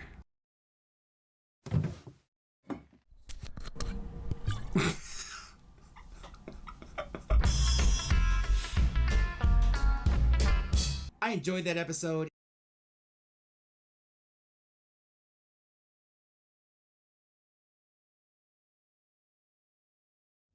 Why the long face?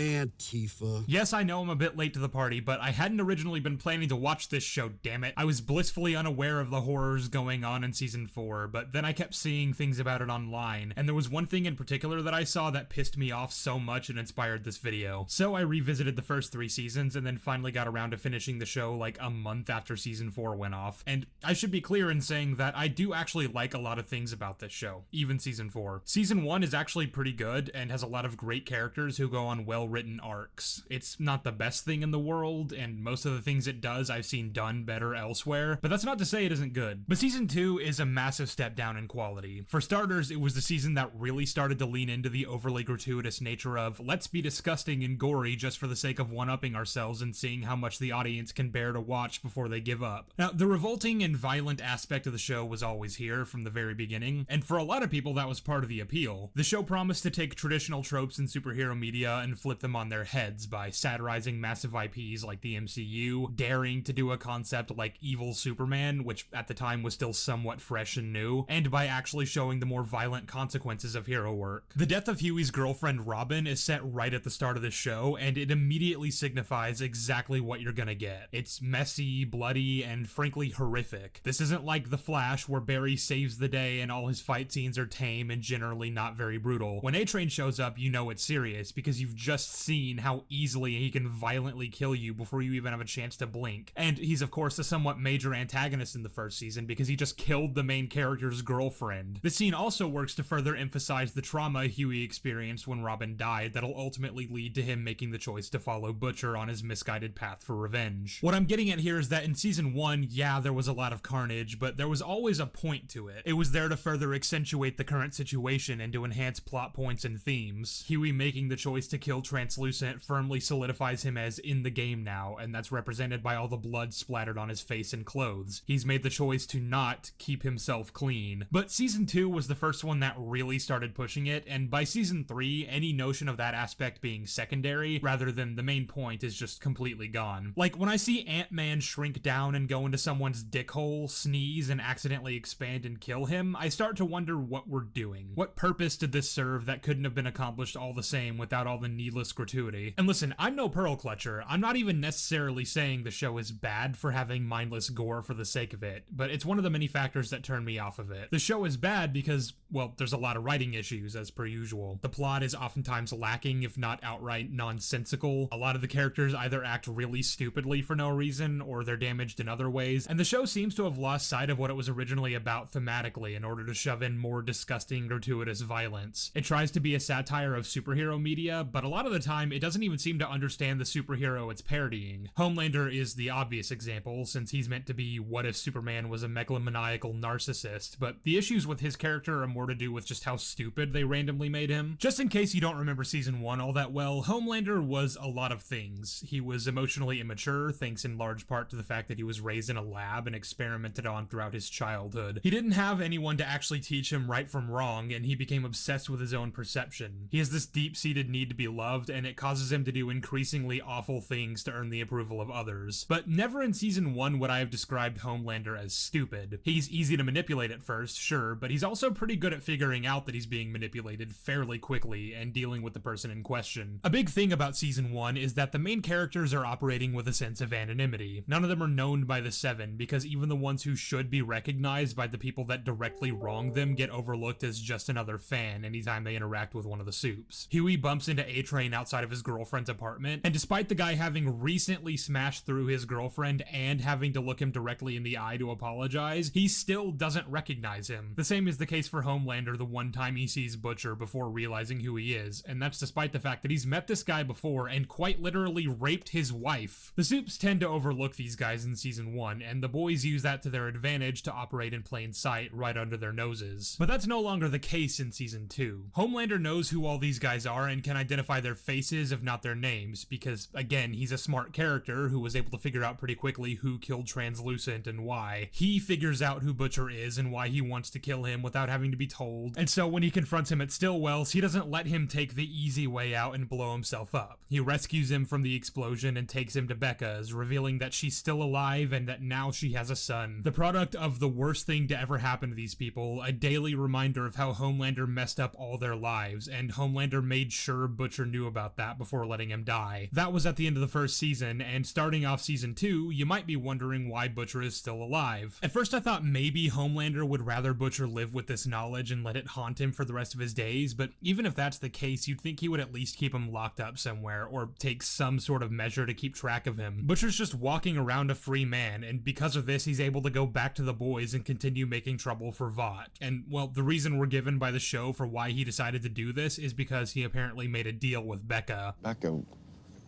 we had a deal.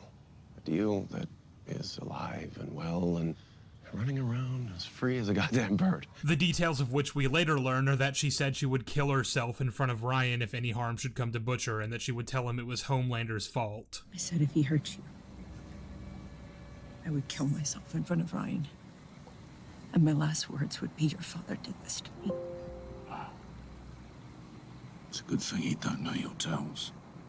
I wasn't bluffing. She insists to Butcher that she wasn't bluffing about that, which I find strange. Doesn't really seem in character for her to traumatize her own son like that, even if it's to save the man she loves. But either way, that was their deal. Only, the thing is, Becca is completely powerless in the situation. She and Ryan live in this walled-off compound built by Vought to simulate a normal suburban neighborhood for Ryan to grow up in, hoping to give him a nice, somewhat ordinary upbringing so that he won't turn out like Homelander, and neither of them are allowed to leave this place. So, if Homelander took Butcher out of there, he could do whatever he wanted to him, and Becca would have no way of ever ensuring he held up his end of the deal. Maybe she could if he held him prisoner and had him take pictures with the daily newspaper or something, but you can't really do that if you have no idea where he fucking is. Either way, Butcher is the only one with plot armor here, so any of the other characters are still fair game, and Homelander is more than happy to kill them. He even goads Starlight into killing Huey, and this only doesn't happen because of this.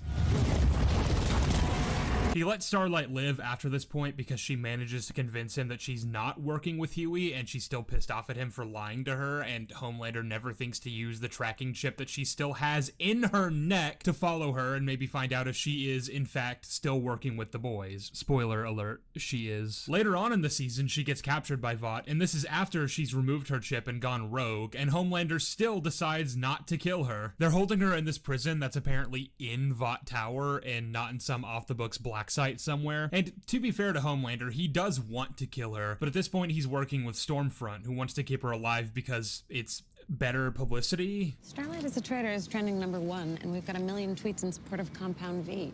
A common enemy rallies the base. I don't know why you can't just kill her and still tout her as a public villain, but alright. Then in the finale, the gloves are off because Becca's dead, and Butcher can't really hide behind the deal she made with Homelander anymore. But just as he's about to kill him, Maeve shows up out of nowhere and threatens to release video footage she recovered of the time he abandoned an entire plane of people to die. And since we've already gone over how he's super image obsessed, he's not willing to let that footage get out. I would ask why he doesn't simply kill all of them and destroy the phone, but I guess Homelander is assuming she'd be smart enough to have copies of that footage hidden elsewhere with people ready to upload it should anything happen to her, though it's not clear if that actually is the case. It's not a very good bit of blackmail anyway, since Homelander kinda has the ultimate trump card, which is, if you do anything to defame me, then I'll have nothing left to lose and I will destroy everything on this planet, which it takes him like a year to realize apparently. But once he does, you'd think he might, actually kill the people who are actively undermining his efforts and looking for ways to kill him. Now, I've heard a few people say that the reason Homelander and the other supes don't take the multiple opportunities they have to kill the boys is simply that they're overconfident. I mean, like I already said earlier, they tend to overlook normal people that they deem to be of lesser importance, but that's just it. They don't deem these guys unimportant. When Homelander finds out Translucent is missing, he raises hell trying to find him, because if someone can so easily fuck with one of their own, that's a problem. It makes them look weak. When the gory remains of Translucent are then shipped to Homelander in a box with a message warning, "Coming for you," he takes it seriously and quickly figures out who these people are and what they want. The same can be said about all the supes in this show. They will pay attention if they consider you a threat, and the boys have proven themselves to be one. There's this plot point in season 2 where Black Noir randomly decides to start actually trying to find Butcher, and he does so pretty easily. Like,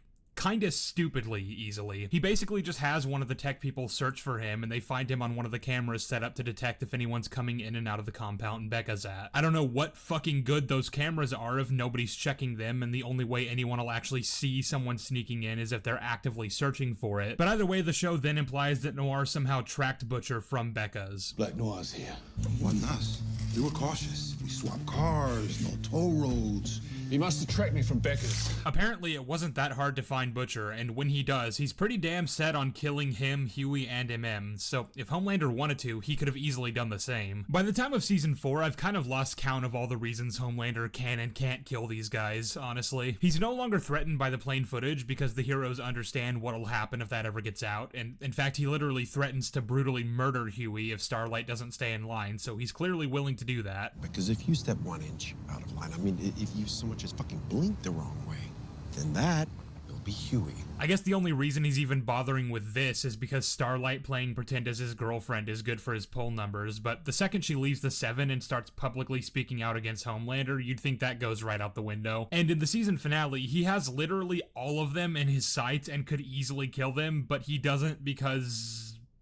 I don't know, I guess he doesn't want to look mean and scary in front of Ryan. Actually, can we talk about Ryan? Because whether or not Homelander brutally murdering someone right in front of him would negatively affect him in any way is up for debate at this point. At the end of the same episode, he watches as Homelander lasers a man to death in the middle of a crowd simply for throwing something at Ryan. And then all the crowd cheers and Ryan fucking smiles. I found this moment incredibly weird because up to this point, everything we'd seen about Ryan indicated that he was, you know, a good person. Like, sure, he had a bit of an antisocial upbringing, so he's not the most well-adjusted person in the world, but his mom always tried to instill moral values within him that he really seemed to take to heart. Sometimes it helps to imagine someone you hate. But at home, when I say hate, I have to put a quarter in the swear jar. But I don't really hate anyone. The first time Ryan ever does anything even remotely dark is when he kills Stormfront and subsequently Becca by mistake. But even that was only in service to trying to protect his mom, and he immediately felt really bad about it afterward. Nothing about Ryan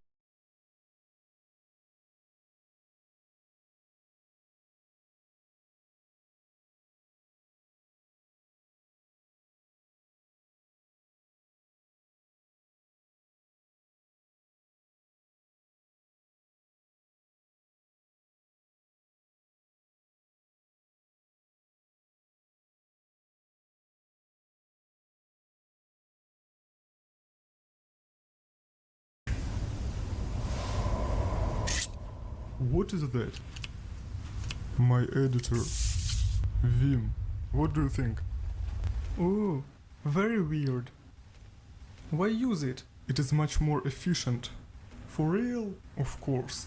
I've been learning it for like 8 years. I use Vim 2 as a mode in GNU Emacs. Are you out of your mind? I am a member of the Church of Emacs. Is it cringe? Yeah. Wow, this is really nice. You like when everything is built in? I can't believe that someone actually uses Emacs. Guys, I prefer simplicity. VS Code, industry standard. Almost. It isn't. Vim is. What about you?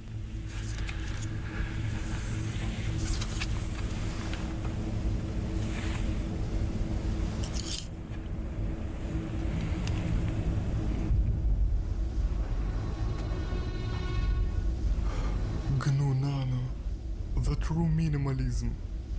Oh my god, you don't even need to learn the key bindings.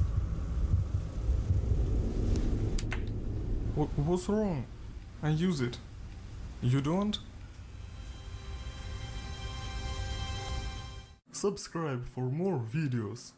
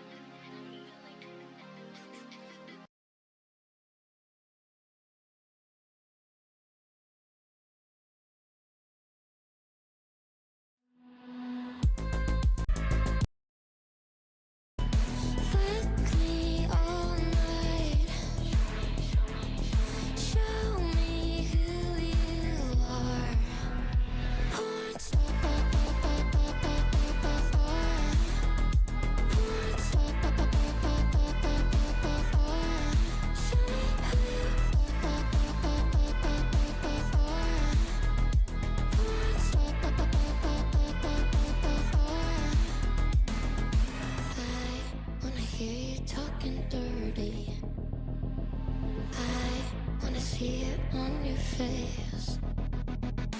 I wanna feel you put the work in.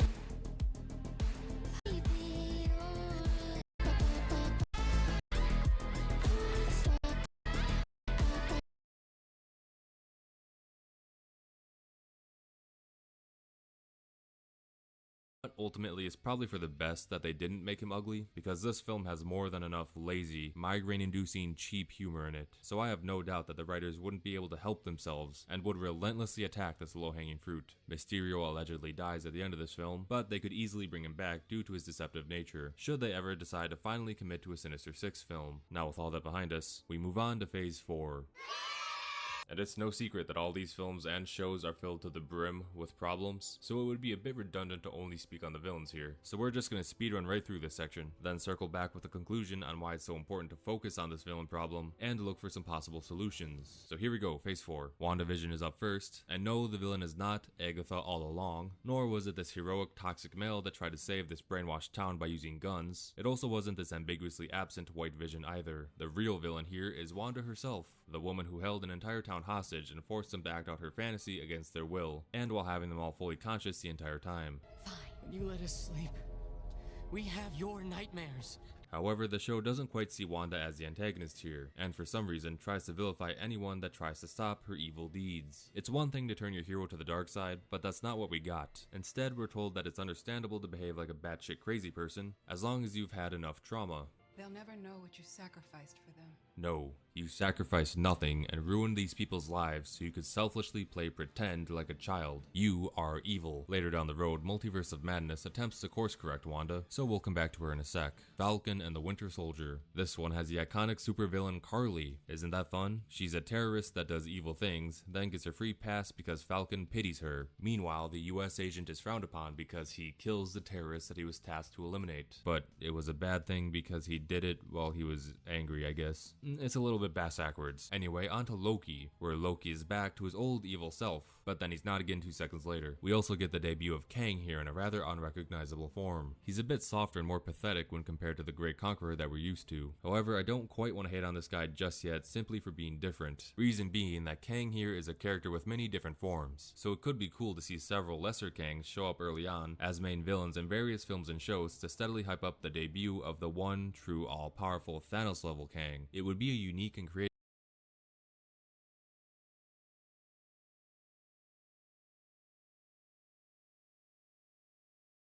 way to tie these various films together, while also giving your major villain an active role throughout. And by doing this, the writers would be able to take liberties with these alternate versions of Kang that would make them stand out from each other despite them technically being the same person. Personally, I'm not a big fan of multiverses and time travel as plot devices, but if you're going to use them, this could be a good way to make it in multiverses and time travel as plot devices. But if you're going to use them, this could be a good way to make it interesting, and this did seem to be what the goal was, given what we saw here with Loki and also in Quantumania. Although this concept may not end up reaching its full potential at this point, given that Jonathan Majors seems to be getting cancelled now. So Kang's fate is up in the air at this point, and we'll just have to wait and see how things play out for now. On to Black Widow, with this old, chubby idiot that nobody remembers. And also Taskmaster, a cult favorite from the comics. Taskmaster is a powerful mercenary that can mimic any fighting style that he encounters. In the movie, he kinda does that, only his power is not nearly as effective or utilized as creatively as it could be. His costume is made to be way less fun, and oh yeah, they photoshopped a woman's head on his body for some reason, and gave him this super shallow sympathetic edge that makes him barely a good guy, while also being completely void of any personality. Next up is Shang-Chi, but we already touched on this a bit in an earlier video. So in short, the Mandarin should be one of the all-time greatest villains put to the big screen, but this dude is not that guy. Instead, he's more so just an evil version of Shang-Chi. Granted, he has a little bit more depth than most villains nowadays, but that's not saying much. Moving on to the Eternals. This one has an evil Superman, because that's never been done before. Hawkeye. They brought back the once great Kingpin from the Daredevil series, just so they could immediately drag him down to the level of all the other terrible villains in this franchise. There's also some other bad guys, but whatever. Now we're on to Spider-Man No Way Home, and I'll actually slow down a bit here, because this one is worth talking about, as they brought back several villains from older films. First off, Sandman and the Lizard were very clearly tacked onto this film last minute, and their roles are so out of place and awkward that it probably would have been better if they weren't even there at all, because all they do while they're on screen is take you out of the movie and remind you that the original actors didn't return, and so the filmmakers try to hide that fact with out-of-place CGI and dumb character decisions. That said, Electro, Green Goblin, and Doc Ock are also in this film, and are utilized far better. Electro was not great in The Amazing Spider-Man 2, but this film realizes that and puts a lot of work into improving Electro and making him far more interesting. Meanwhile, Doc Ock and especially the Green Goblin are not only just as good as they used to be, but they're arguably better than when we last saw them. You know, as long as you overlook all the plot holes and bad humor they come with, of course. You know, I'm something of a scientist myself. Willem Dafoe kills it, metaphorically and literally in this role as Norman Osborn, as he easily bounces between being sympathetic, evil, and downright terrifying. My only criticism is that I wish they gave him his iconic mask and purple hood. Regardless, the Green Goblin is meant to be one of Spider-Man's ultimate rivals, and in this film he is portrayed as exactly that. And it should also be pointed out that this villain isn't all that powerful, meaning you don't need a world-conquering, multiverse-shattering threat in order to make your antagonist compelling. All you need to do is have them threaten what the hero wants to protect. This point will be relevant later on. One concerning aspect about the villains in this film is that they may cripple the longevity of this franchise long term, since they are all major Spider-Man villains, but they all come from separate universes and won't be returning. That means that if they ever want to, say, properly introduce an MCU Green Goblin, then Peter will already have prior knowledge as to who Norman Osborn is, and it'll be difficult to organically introduce either of the Osborns without cluing Peter in on where their stories will eventually end up. They also established that Oscorp doesn't exist in this universe, so he'll for sure have to be changed to some degree, and these potential new characters will have to compete with and try to top their alternate universe selves, who for the most part already set a pretty high bar. Conversely, this may push Sony to avoid reusing characters like Doc Ock and Green Goblin in favor of establishing characters that aren't tainted yet, which would still be a great shame, because an MCU without Green Goblin or Doc Ock is missing out. Time will tell if this will become a problem or not, but this is another good reason as to why you should avoid using multiverses like this. It's fun in the moment, but it will break apart your world building long term. Next up is Moon Knight. This villain walks on glass, so that's pretty wizard, I suppose. Multiverse of Madness is up next with the return of Scarlet Witch, who is now in full-on mega-villain mode, foregoing all logic and reason in favor of relentlessly killing her way through the multiverse to regain her children who she only spent a week with, and who were never real in the first place. She had some neato spooky moments here and there, but any positives you could say about her were deeply undercut by how random and silly her decision-making was. Like, lady, if you really want to have kids, you could just go on a date and spare us all the trouble. It's all just bizarre and nonsensical here. My only hope here is that they don't try to make by how random and all her decision making was. Like, lady, if you really want to have kids, you could just go on a date and spare us all the trouble. It's all just bizarre and nonsensical here. My only hope here is that they don't try to make her sympathetic and easily forgiven if they ever decide to bring her back. She did a lot of messed up stuff that can't just get swept under the rug. Oh yeah, Shuma Gorath was there too, the dimension-conquering eyeball that most of you probably only know from Marvel vs. Capcom. Except, the dimension-conquering eyeball that most of you probably only know from Marvel vs. Capcom. Except, Marvel, the dimension-conquering eyeball that most of you probably only know from Marvel vs. Capcom. Except, Marvel is not great at securing their properties, so he's actually Gargantos now. Not that his name matters, because he's only here to act like a mindless beast, with no personality, that is far weaker than his comic self, and gets killed off after one sloppily choreographed fight. The only benefit he provides to this film is to make super nerds go, "That guy looks like that other guy. Easter egg." Also in this film is a literal evil mirror of Doctor Strange. He was super necessary and added a lot to the film, with how he used music powers and died immediately. It's not like the writers couldn't just make creative parallels between Strange and Wanda, because subtlety is for chumps, you see, and apparently Caecilius wasn't enough of a mirror, nor was Baron Mordo, so they needed to make things a little more obvious for their dumb monkey brain audience. After Mom, we got Miss Marvel, Thor Love and Thunder, and She-Hulk. all of which share the same villain, that being Kevin, for allowing any of these projects to get made in the first place. Now, to be fair, many people cite Gore the God Butcher as one of the few redeeming qualities to Thor 4, but to be honest, that's about as flattering as saying the corn was the prettiest part of the shit I took last night. We're just gonna skip over I Am Groot and Werewolf by Night, which speeds us along to Wakanda Forever, with the iconic, probably now cancelled, in Werewolf by Night, which speeds us along to Wakanda Forever, with the iconic,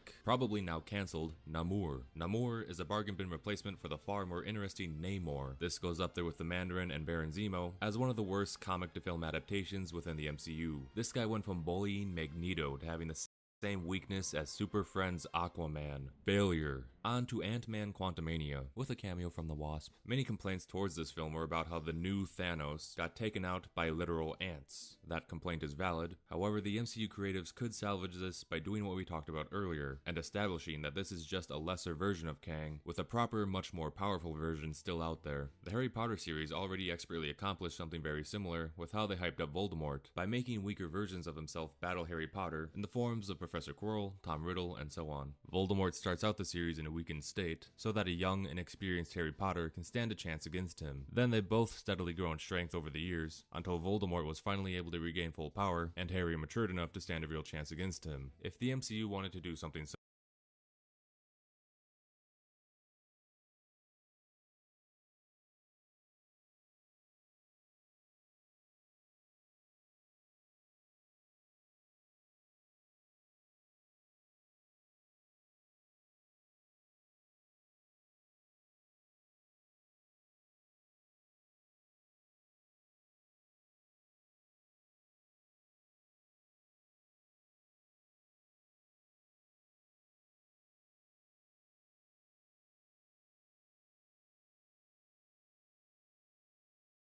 So I just got word from the girls' locker room that Dream and Tommy Innit are having a huge fight right now, and it's pretty intense. Oh, I'm sorry, where are my manners? I shouldn't just assume that you guys know who Dream and Tommy Innit are. They may be big YouTubers, but I don't want any of my viewers to feel left out. So I'm gonna let Pyrocynical explain who these two are, so everyone can have prior knowledge before we look at the current drama. So today we're going to learn the history of two Minecraft titans, Dream and Tommy Innit. What is Minecraft, you may ask? Well, Minecraft is a 2011 sandbox game developed by the gaming studio Mojang.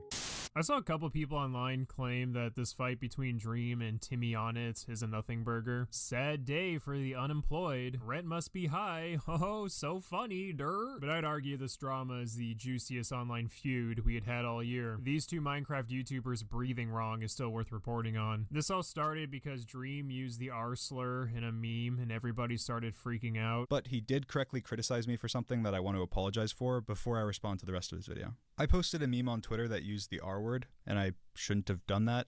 I'm sorry, genuinely.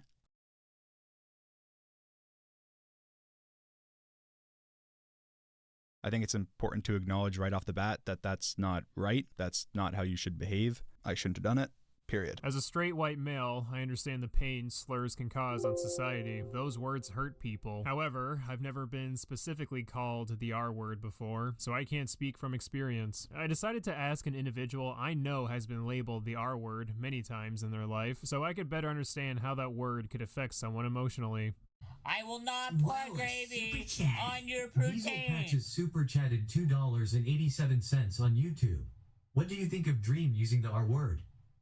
Whoa, what, the retard word? Yeah, I'll be honest. When I heard that Dream and Timmy Turner were having a fight and arguing and having a falling out, all I could think about was that sweet, sweet ad revenue. But it's like, who fucking cares? I'm here to tell you all today, you shouldn't waste your time. This story is lacking lettuce, tomato, and the whole fucking burger. I guess the closest thing that counts as drama is Tommy's hypocrisy when he talks about how horrible Dream is because he makes bad jokes about women behind closed doors. And you and your friends' references and the way you talk about women behind the scenes has been so sexist too.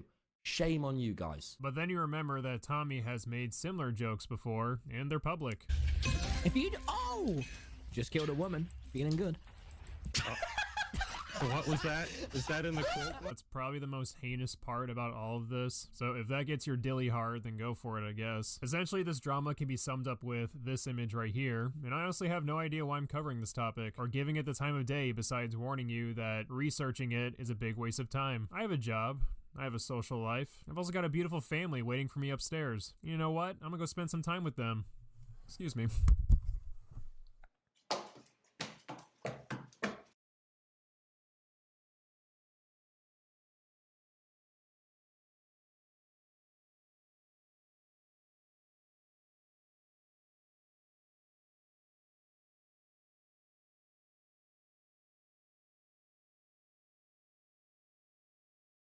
After the last video, when I ran upstairs to see my family, I had an epiphany. Having loved ones in life is great and all, but really it's just a distraction. The best thing I can do for myself is never go outside and keep on grinding. Instead of hanging out with my family, I've decided to lock myself in the bedroom and research other people's families. So today we're going to take a look at family vlogging channels and where they are now. The current status of each family channel will be separated into 3 categories. The first category is at the top, thriving. Even after many controversies, child exploitation, and old fans growing up, these family channels are still bringing in views. Second is dying channel. These channels still upload, but it's clear they've lost a large majority of their fan base, but continue on that upload grind. And lastly, we have dead channel. This is reserved for family vlogging channels that have completely stopped uploading, or if they've lost like 95% of their fan base. There is a total of 9 channels that we'll be revisiting. Let us begin.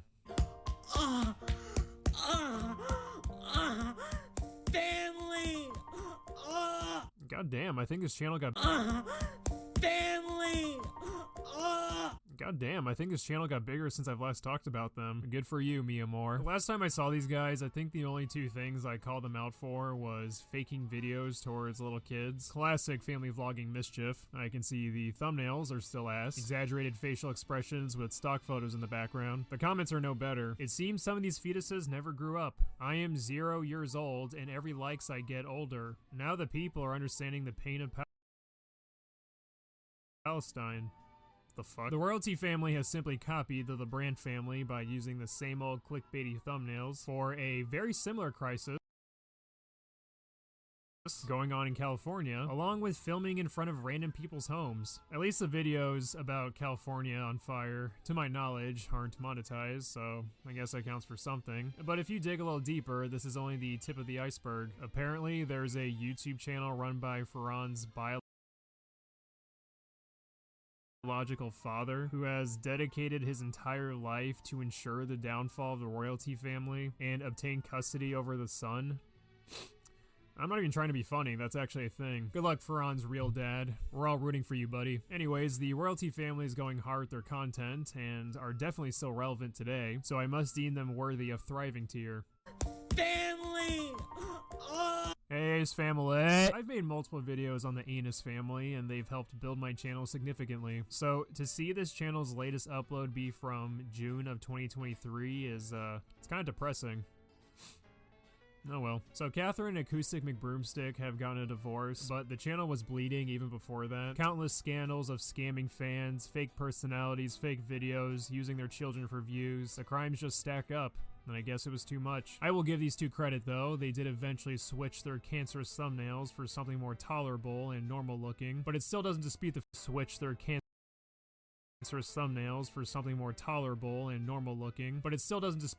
that these 2 are ace-holes. And like we always say, we'll be back with more videos. Liar. I hope the kids find some stability through this divorce process, but there is one positive come out of all of this, and that's the fact that less cameras are being shoved into the faces of children for views. The Ace family was part of that foundation of creating this phenomenon, that exploiting children through family vlogging brings in the views. Nobody really gives a fuck about the parents. It's about middle-aged moms and fetuses watching the kids grow up. Unfortunately, it's the bottom of the tier for this channel. I'm really gonna miss all of their wacky and relatable videos. Family! Something I noticed with Familia Diamond is that the mom is no longer the centerpiece gluing this cash cow together. That honor has now been bestowed to the daughter. In fact, the royalty family seems to be taking a similar direction. The kids were always the focus, that's why everyone clicked on the videos in the first place, but instead of being mere B-roll for YouTube videos, they're now the vloggers themselves. And I'm sure when they have kids of their own one day, they'll be the stars of the show of the vlogging channel. My god, they're evolving. Familia Diamond is the same format as other family vlogging channels. Fake videos, but hey, it's entertainment for fetuses, so who cares? The channel's still going relatively strong though, despite the daughter being the centerpiece now. I'd say Familia Diamond deserves a Thrive spot. Family! I remember this channel. These are the parents that zoomed in on their kid's face as they wallowed in pain for an eye-catching thumbnail. In fact, it seems whenever one of their kids is sick, the parents find it appropriate to take a picture of their child's red crying face and post it online. And for some reason, these get the most parents who give nothing but praise for ADHD and found a way to leave something bad happen compared to their prime, which was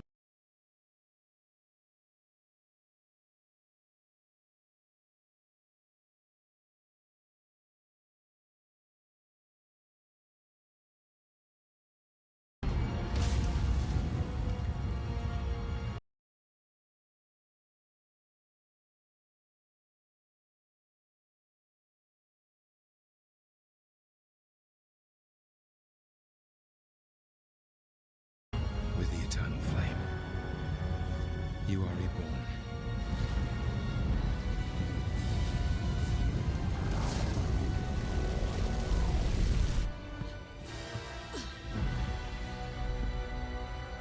Ella, enough!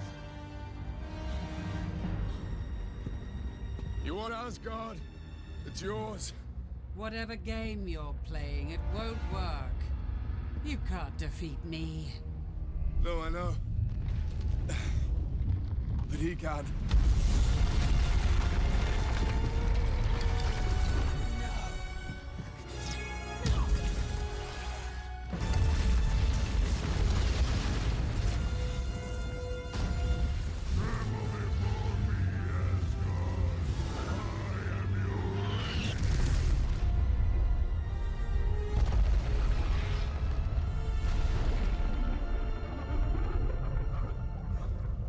People are safe. It's all that matters. We're fulfilling the prophecy. I hate this prophecy. So do I, but we have no choice. Prophecy. I hate this prophecy. So do I, but we have no choice. Surtur destroys Asgard, he destroys Hela so that our people may live. But we need to let him finish the job, otherwise...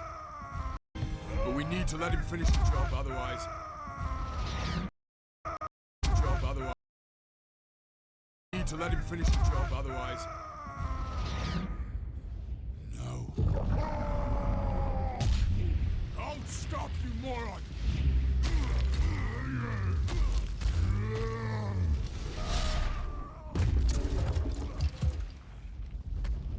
Hulk, stop! Just for once in your life, don't smash!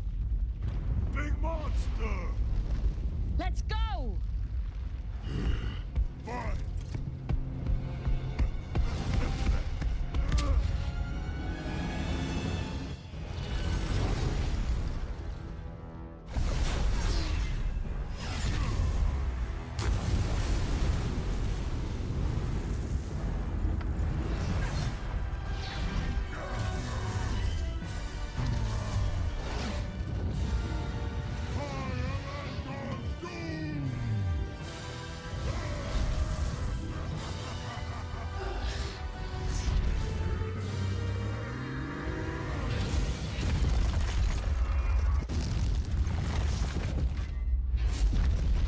Foundations are still strong.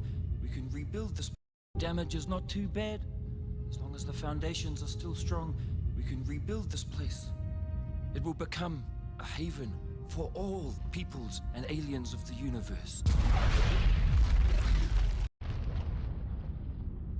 Nah, those foundations are gone. Sorry.